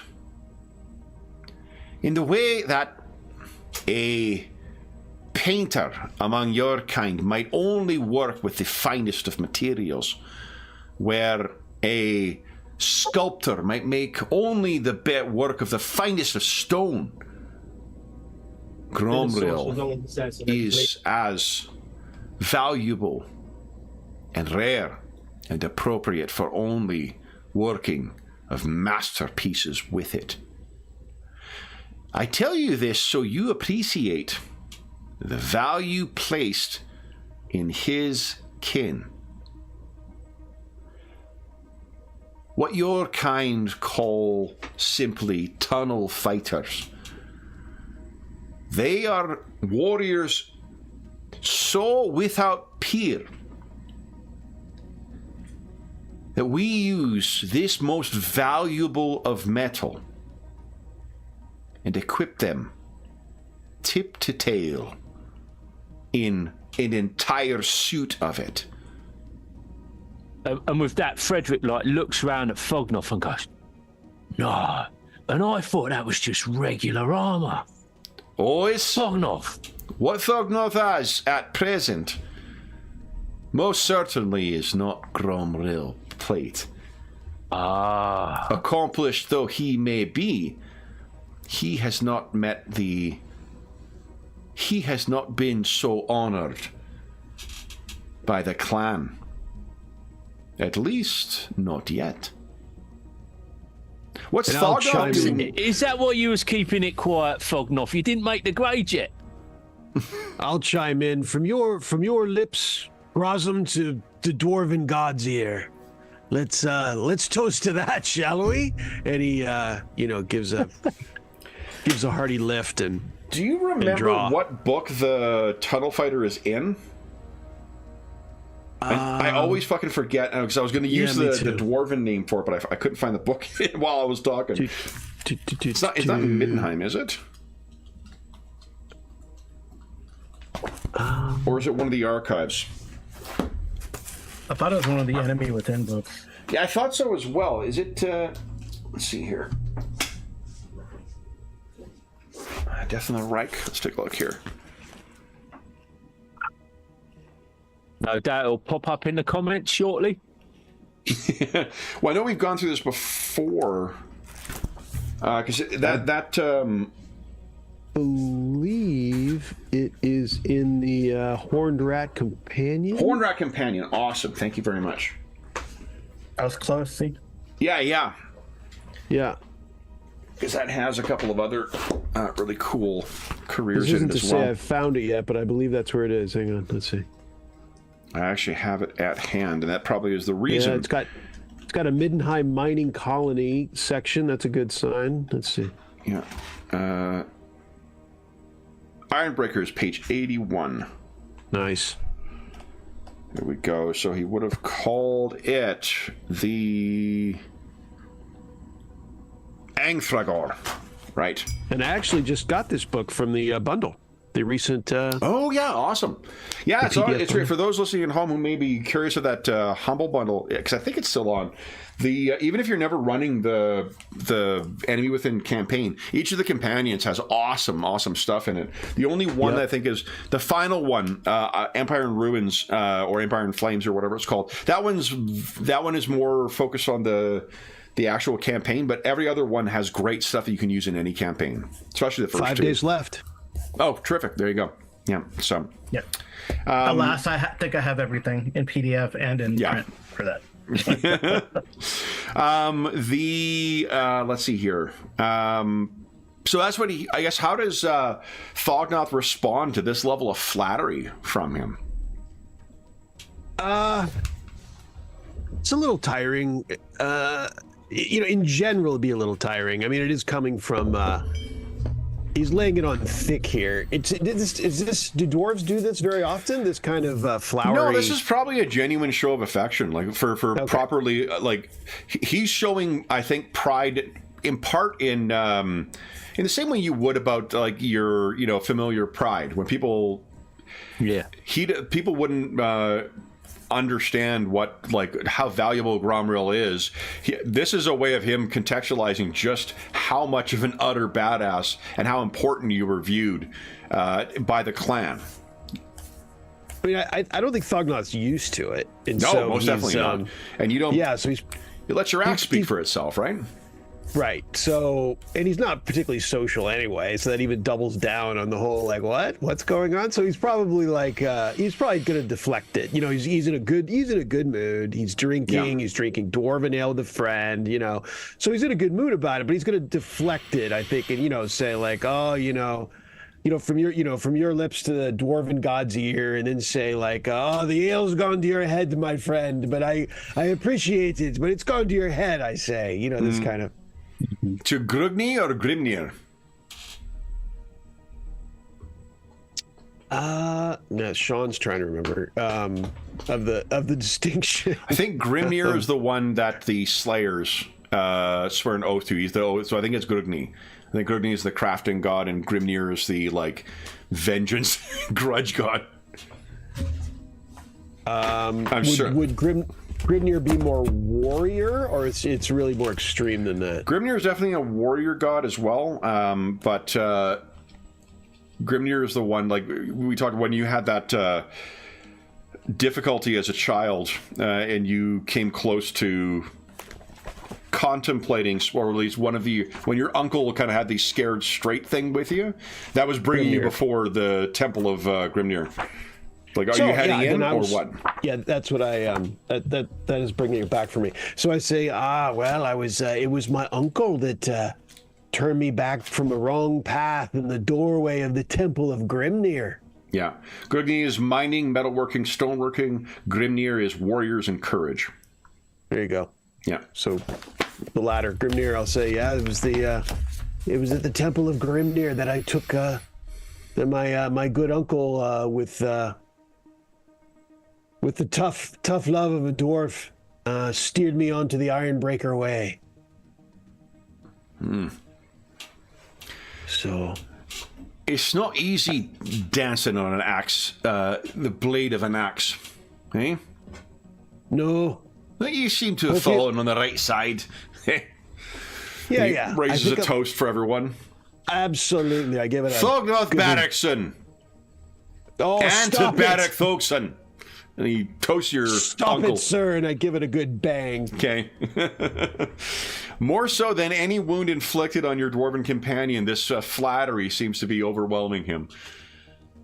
My cheeks are probably a little like strangely like this is a little strange, but I'm drinking. It's okay. Well, Pride is definitely not a thing that is short for dwarves. Their stature may be there, but dwarves take a lot of fucking pride in the things they feel they are good at. So this probably is him being at his most dwarvish among non-dwarves for quite some time. So, but anyway, with him sharing the context for Thognoth, it was in response to your seek for a story.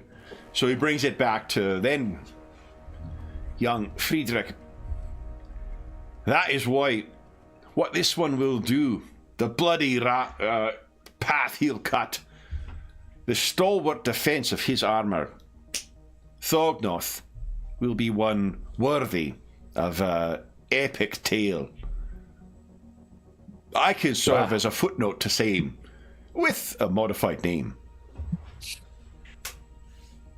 Well, that's quite impressive. I didn't realise. I knew he was a bit handy with an axe, but that seems like a little bit of an understatement now. Now it all makes a bit more sense. Well, fancy not telling us that, Thognoth. I appreciate the good words. Gromriel feels a long way off, my friend. A long way off.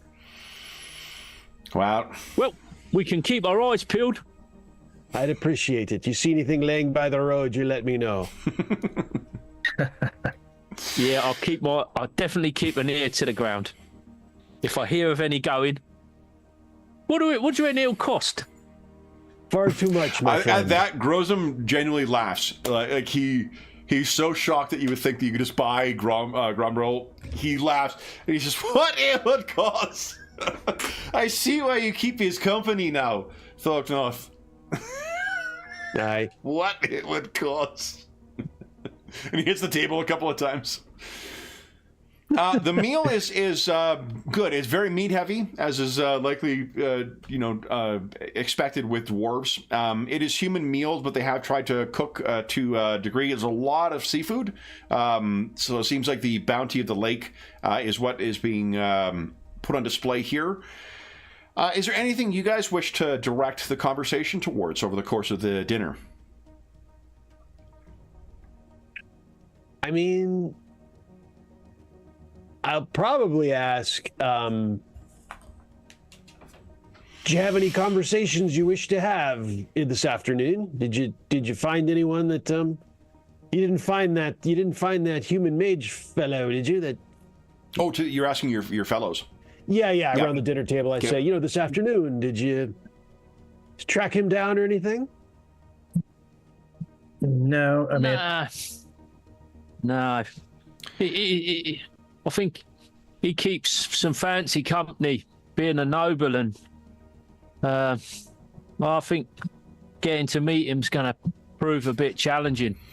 Alwyn, Frederick, and Katerina, why don't you each give us a challenging intuition check, please?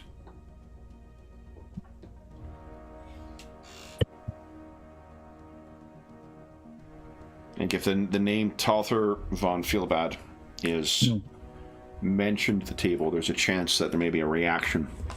Oh, I got an astounding failure there. Ooh. We're not really an intuitive group. no. Well, I think I'm going to re-roll that. I don't fancy this going pear-shaped at this point. Okay. So let me dash that Choke down. on a chicken bone. I don't. I'm gonna. Oh, why has it done that? Let's do that in a minute. I'll adjust that in a sec. Okay. Challenging, wouldn't it? Yes, please. Oof. Well, that's Okay. not much better, but.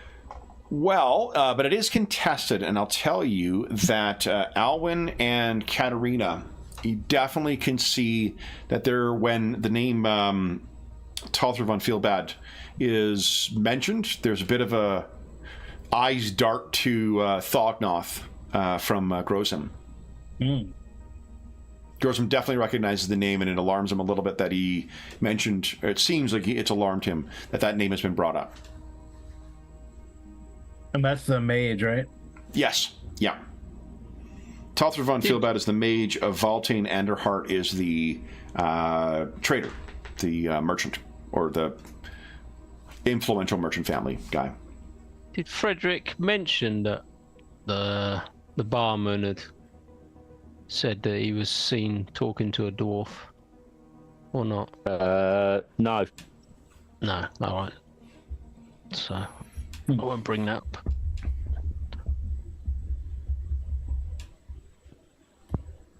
No, I mean we want to meet with this guy, but we just we got caught up in the the hanging out and the drinking, and I think I will, because he's had a bit to drink, or it's affected him a bit more. I think I will. I say I'm starting to get a bit concerned about this curse, though, that might be set upon us. Grozum looks cursed. We do need to speak to this wizard guy.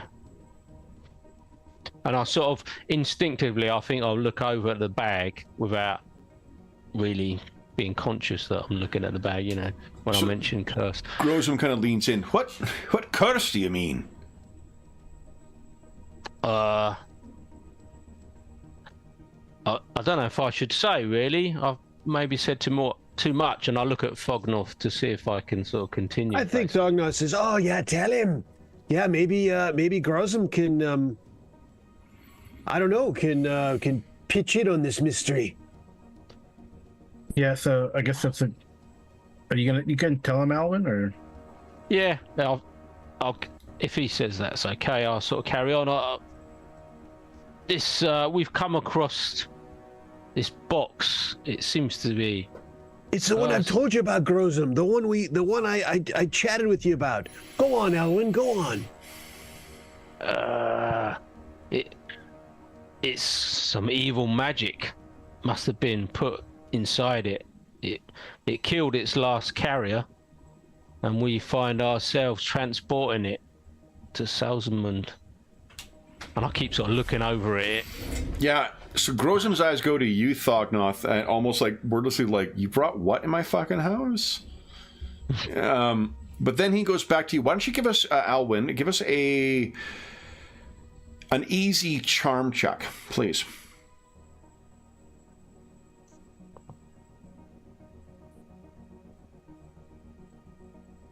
Oh, that was critical. There's a good one. That's nice. So Timely. he looks over. He says, You've been beset by a curse. Unexpected, I imagine. Oh, very much so.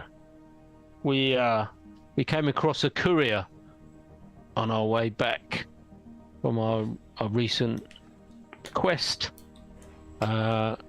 And he fell ill and died during the night. But we promised to finish his jobs, or his quest to return this thing. It seems to have come from many miles away, and we are to complete its journey. But it's having an effect on us. Katerina started to show signs of wear, so I've taken on the burden of carrying it for now. And you think that this Talther von... What was it? Feelbad? You think this wizard might assist with this? It's got some evil magic. We were just hoping that a wizard would know maybe how to purify it, or tell us more about it, or just do something to help. You can see he's sort of looking down, like not making eye contact with any of you, just looking at the table, as it were, and he's got that look of as if he's weighing something quite heavily in his mind, and he says, well, I cannot promise anything, but I might have a way of arranging an audience with this wizard. If it is a matter of life and death and curses, I can't promise nothing, but I could try at least. Well, I think the matter of life and death is probably the best case scenario. And the worst? It's what becomes of this if we deliver it into the wrong hands unknowingly. There's somebody's paid a lot of money to get this halfway round, well, across all these lands. And they want it pretty bad. And in my experience, you sense, don't bode well. And you can see he's thinking, tomorrow I will do what I can to try and arrange an audience. Again, and he looks over at Thognoth. I can't promise a proper introduction, but I can try. That's And most kind of you, Grozum.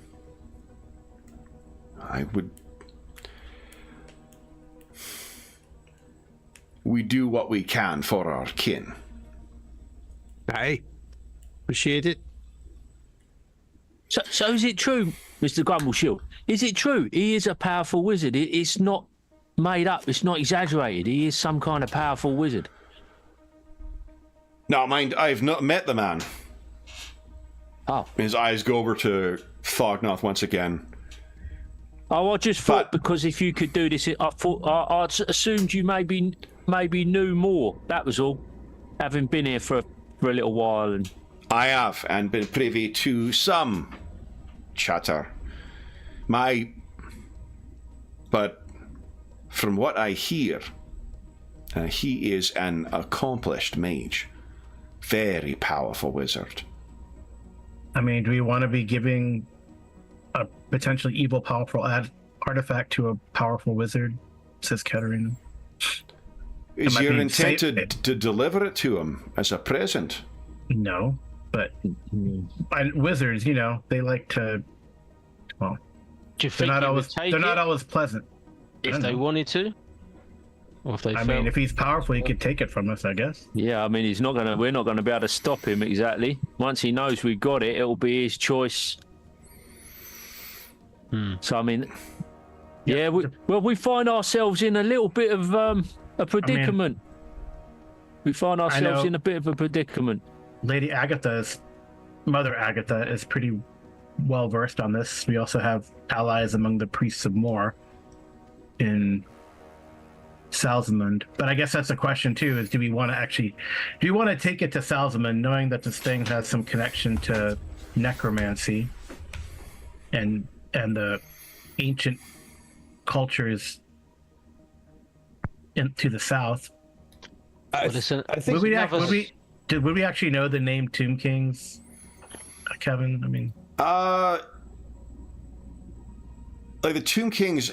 Again, I could be wrong. I don't think Tomb Kings is just a name that's been given to their army, right? Right. So maybe the lands of ancient Nakara. Yeah, what it might reference is in the way that kids' stories about if they happen to incorporate that as part of a terrible tale kind of thing, they might refer to them as the Tomb Kings, maybe. Right. Or the Dead Kings, or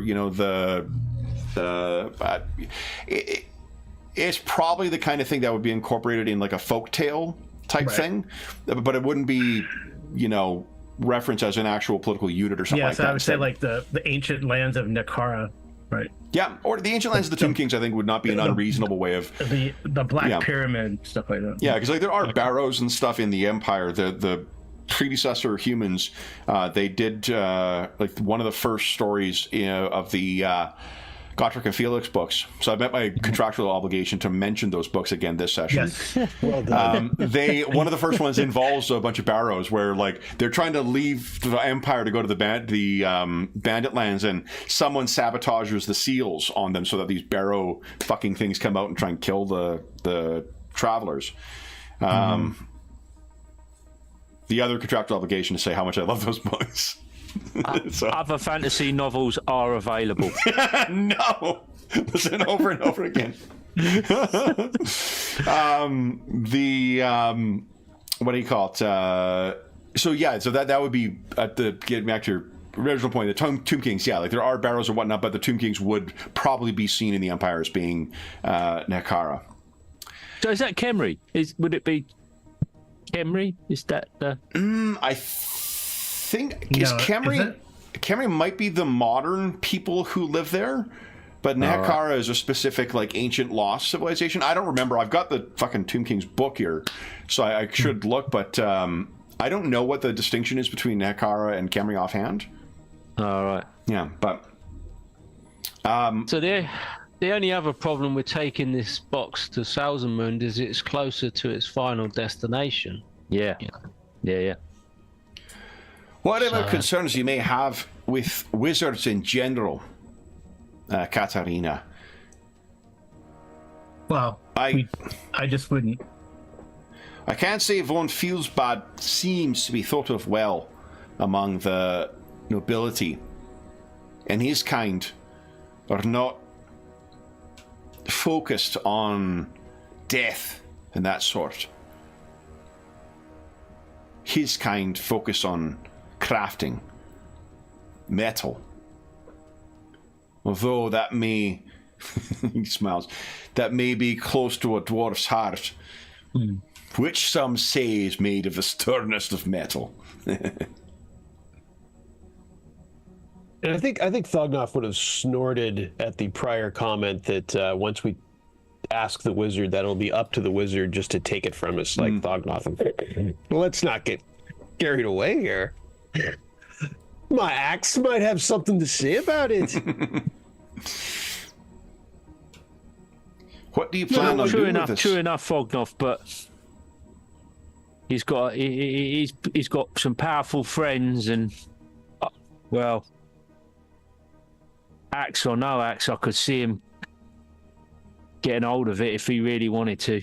Maybe he'd cast some sorcery on you. We don't necessarily depending on our level of concern, we don't necessarily have to bring it with us. Is another option.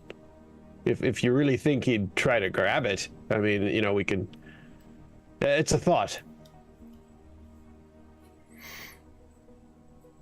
Let's see if we can get that meeting. What else do we need to know about it? I guess that's the better question. Is it the elven? Our elven Orhar, that elven fellow Orhar. Yeah, he said it had the stink of tar about it, but you guys, from what I remember, you guys haven't actually opened up the package. Oh, I don't think we're going to open it up. I mean, but we're supposed to deliver it. We're supposed to deliver it to this like a water woman. Well, it's clearly labeled as obvious traps. So I mean, I can't imagine why you guys wouldn't want to open this thing up. Well, this is what I was just thinking. This merchant connection. He's a river merchant, and then the person who's after it is the river woman. Mm-hmm. Is there somehow a bit of a merchant in connection there? Would we maybe be able to find out more about this woman from people that ply the waterways of the world? You would know, just because it's such a big a part of the transient population in Salzamund. Like riverfolk would come from all sorts of different stations, but if there's someone who lives on a boat and transports on a boat, they are likely, they're likely at best like lower tier merchants. They're more likely they're just couriers. It's the equivalent of the they're the folks who are hired on by these companies to transport shit back and forth. They're not like independent contractors who are picking up. I mean, they may you not knowing who this woman is. She very well could be that too. She could be someone who is who just purchases cargo and then transports it up and down. But more likely, that's not the case. If she is, even that is going to be a hand-to-mouth kind of existence, because you're one bad trade away from, from losing whatever gains you may have had. I'm just wondering how she's got wind of this thing, and how she's getting it transported. If she's just like this river woman that we're all picturing is some sort of like kind of fairly lowly traveling person. Yeah. I mean, I think of the history of Salzamund, right? The night of the undead when they all came out of the lake, and just sounds like bad things would happen. It sounds like a recipe for disaster. Is what it's... let's take this book of the dead back to the lake of the dead and see what could go wrong, Yeah, but you're absolutely right to question, like, how the fuck why would this person want this stuff in the first place? Because all magic in the old world, this is just, I don't think news for any of you guys, but remember, it requires study and or sacrifice. It's not the kind of thing you just accidentally stumble across. So, and we're also in the frame here for transporting this thing around, aren't we? We're like, at any time we could get our collar felt. Yeah. Having Katerina with you does definitely help justify the no, we're bringing this to deal with it. I think she's got a ready-made explanation for that. But you're not wrong that absent Katerina, or even what's John's character's name again? I can't remember. It's Talther. Talther Manon. Talther, yeah. Oh, yeah. Talther is also the name of the wizard in our Night Below campaign. That's why I gave the wizard the name Talther. It's like, nice nod. I forgot that John's character is also named that. It's apparently the John Doe of the old world. How funny. Yeah. Is it worth getting word to your order, Carl, to Katerina's order? Is it worth... If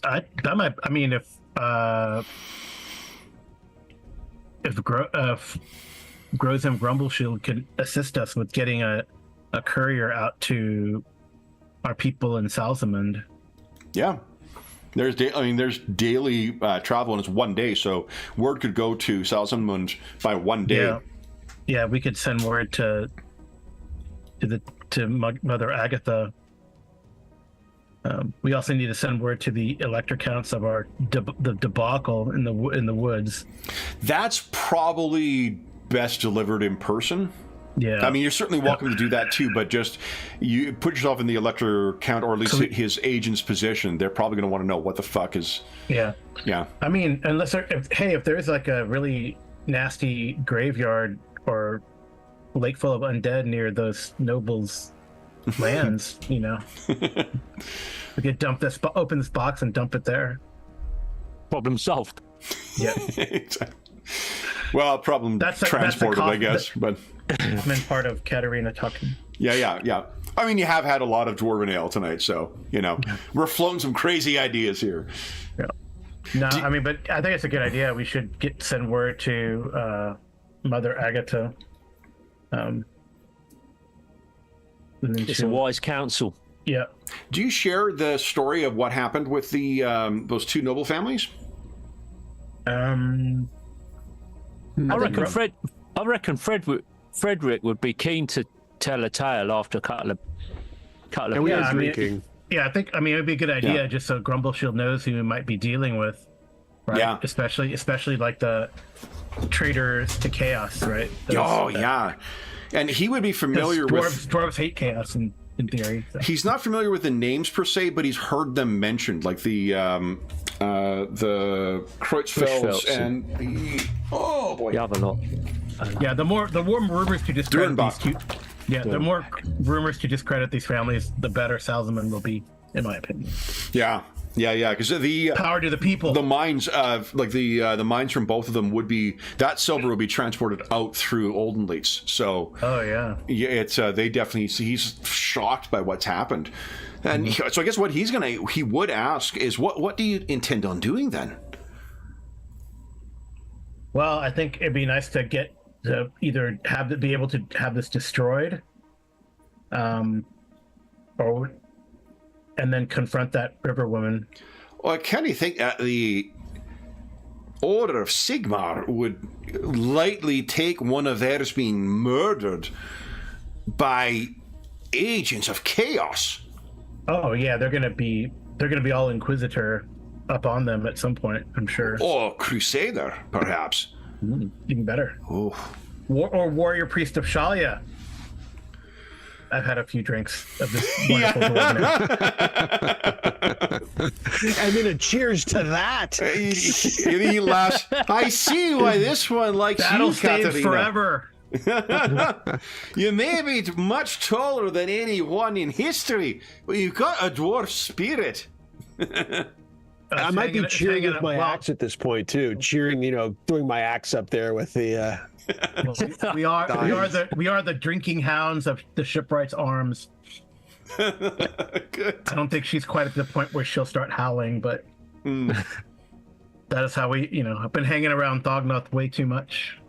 Is there such a thing? Oh, we do.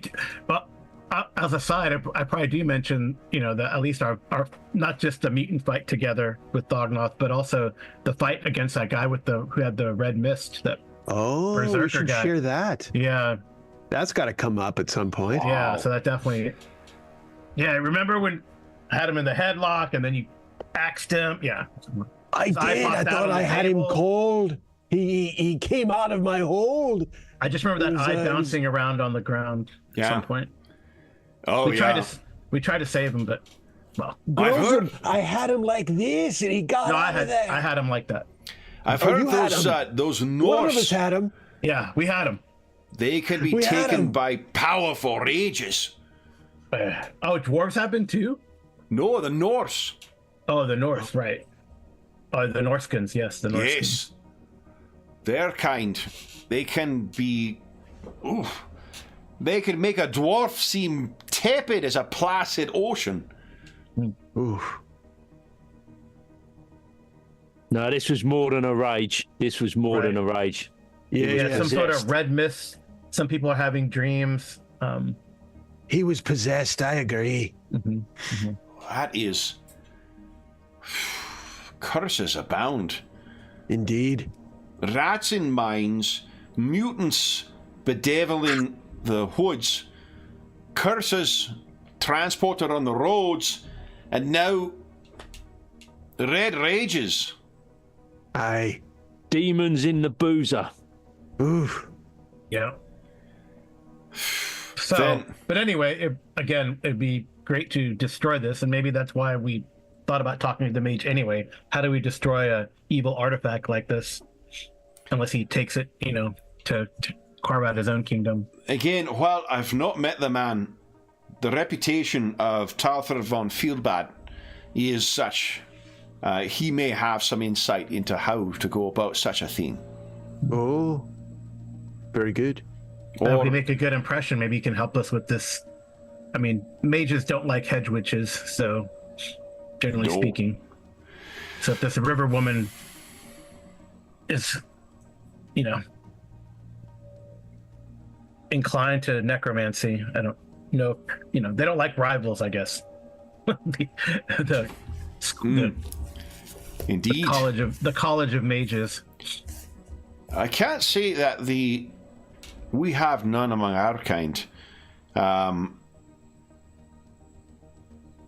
But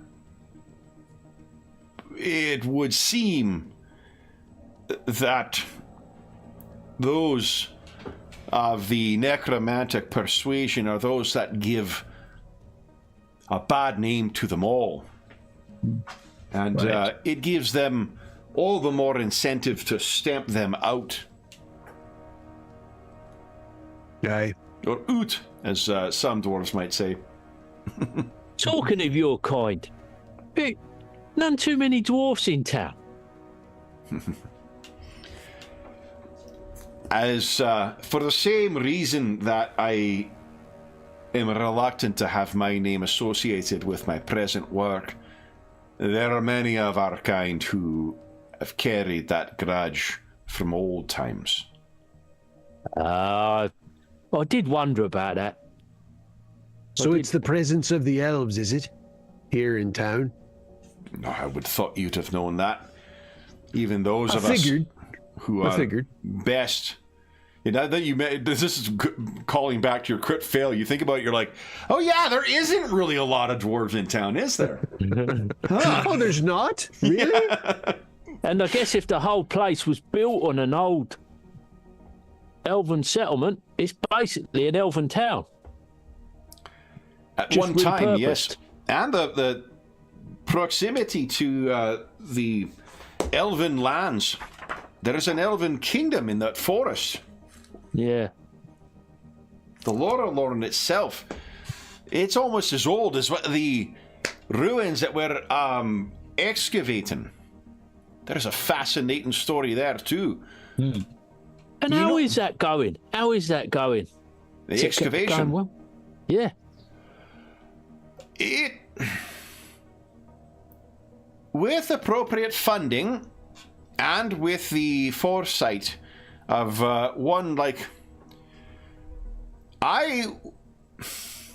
if you had asked me 20 years ago if I'd have a kind word to say about any elf, I'd have called you a dirty liar.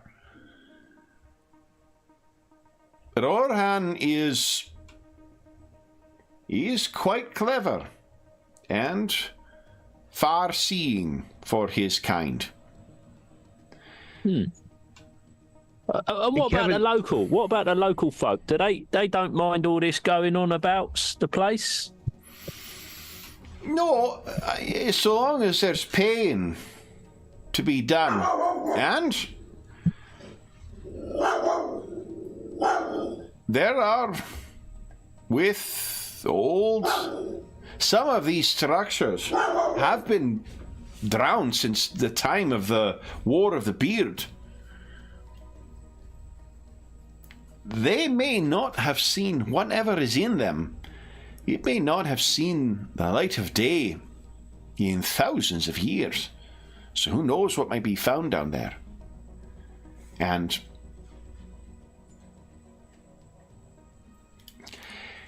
such things, it may not be a surprise that there's a wizard in town when secrets from the old times are being uncovered. Of course, I have no dealings with the man, but... And as he drinks more, those protestations seem to be getting a little more hollow. So have they turned up anything? Have they turned up anything of interest yet? Found any good stuff? Any juicy bits and bobs? I cannot speak to the previous excavations, but what I can speak to is ours. And ours has not started yet. We are with the if I might be immodest for a moment, the apparatus we have built for this is unlike any design thus far. I expect, would that it not be work done for elves, this is the kind of thing that would grant me great recognition among the engineering guild. We will be draining areas that no one thought possible, that no one thought accessible. And I'm surprised the nobles don't want in on this.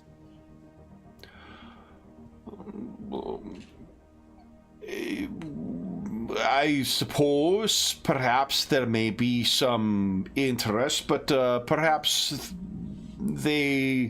some might view it as simply elven business. If it's elves who are dealing with this, and their hirelings, such as myself, why busy yourself with that.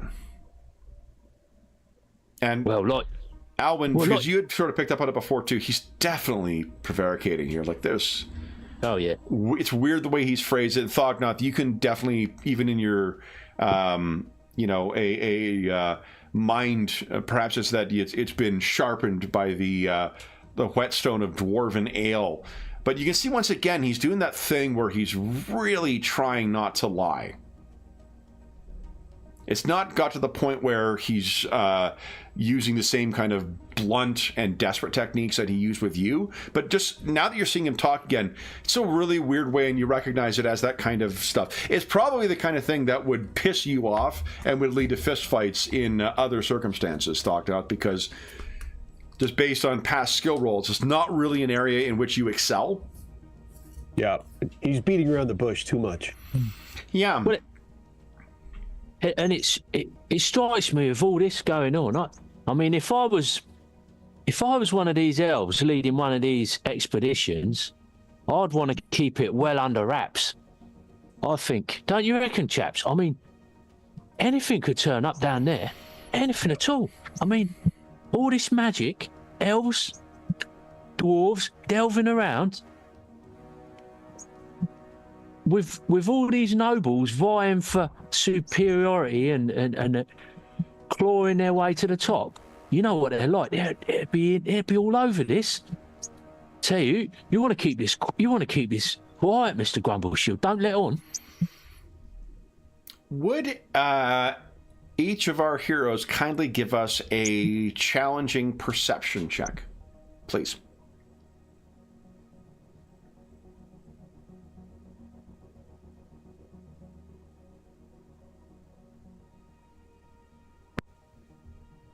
Might as well re-roll that. Nice, Friedrich.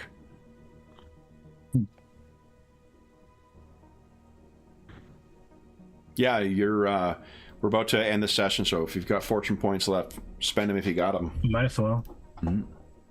Okay, so Alwyn and Katarina waiting for the...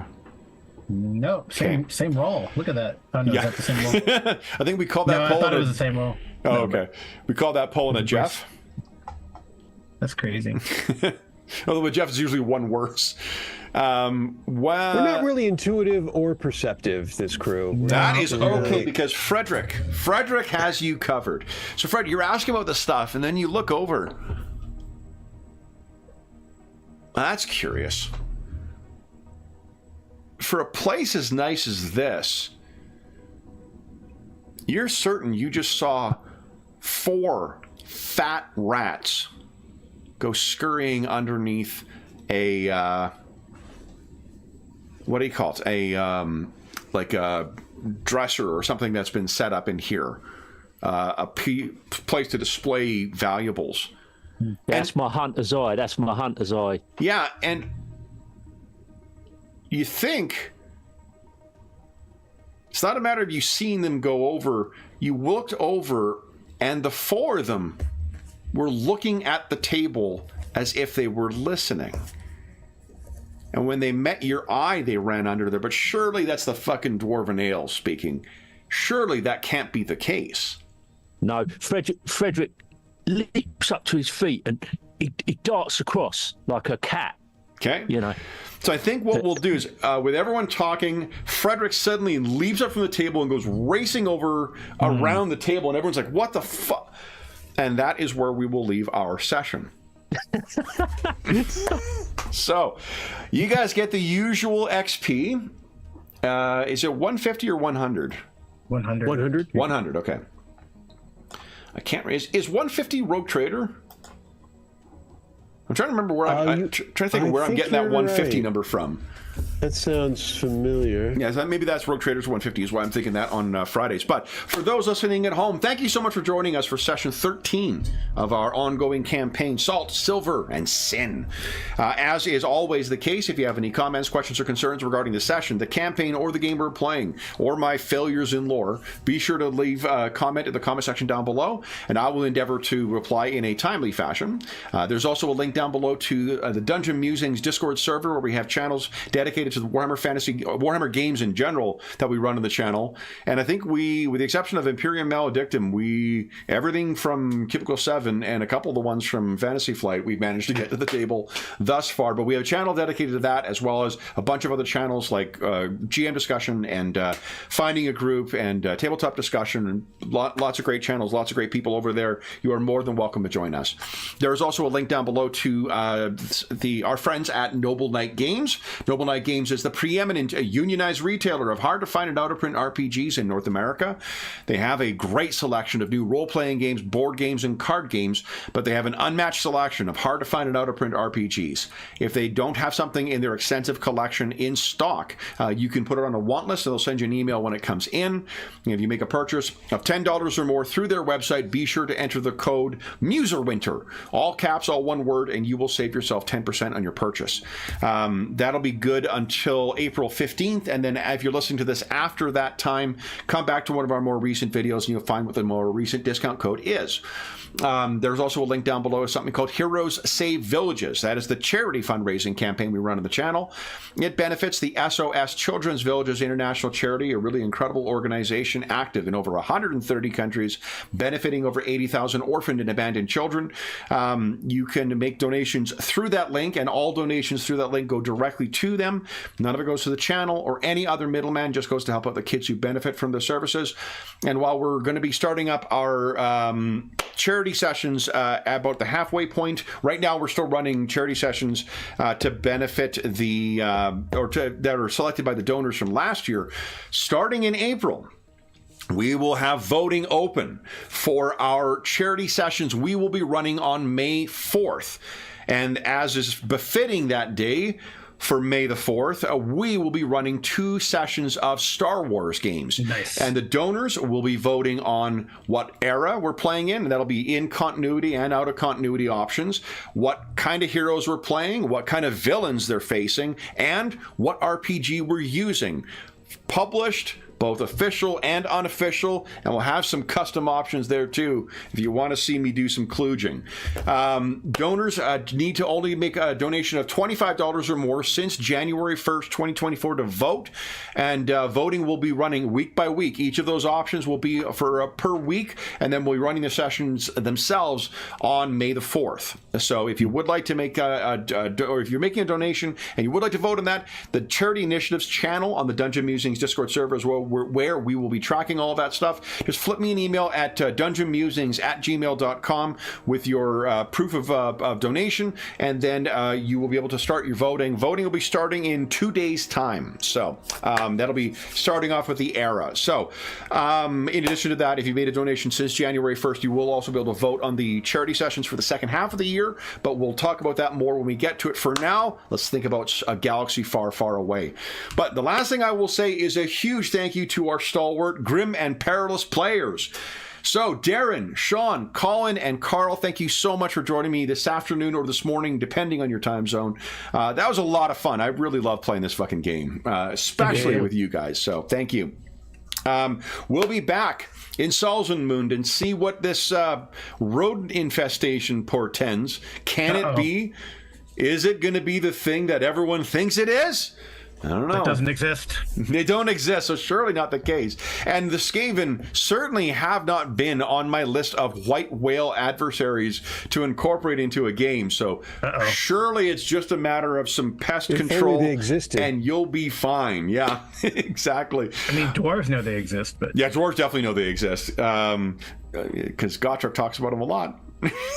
So, but we'll be back in 2 weeks' time. Until then, we hope that we gave you a few hours to take your mind off the troubles of our world and see the troubles our heroes are encountering in the city of Oldenleitz. And until we see you again, stay safe, stay healthy, and happy gaming.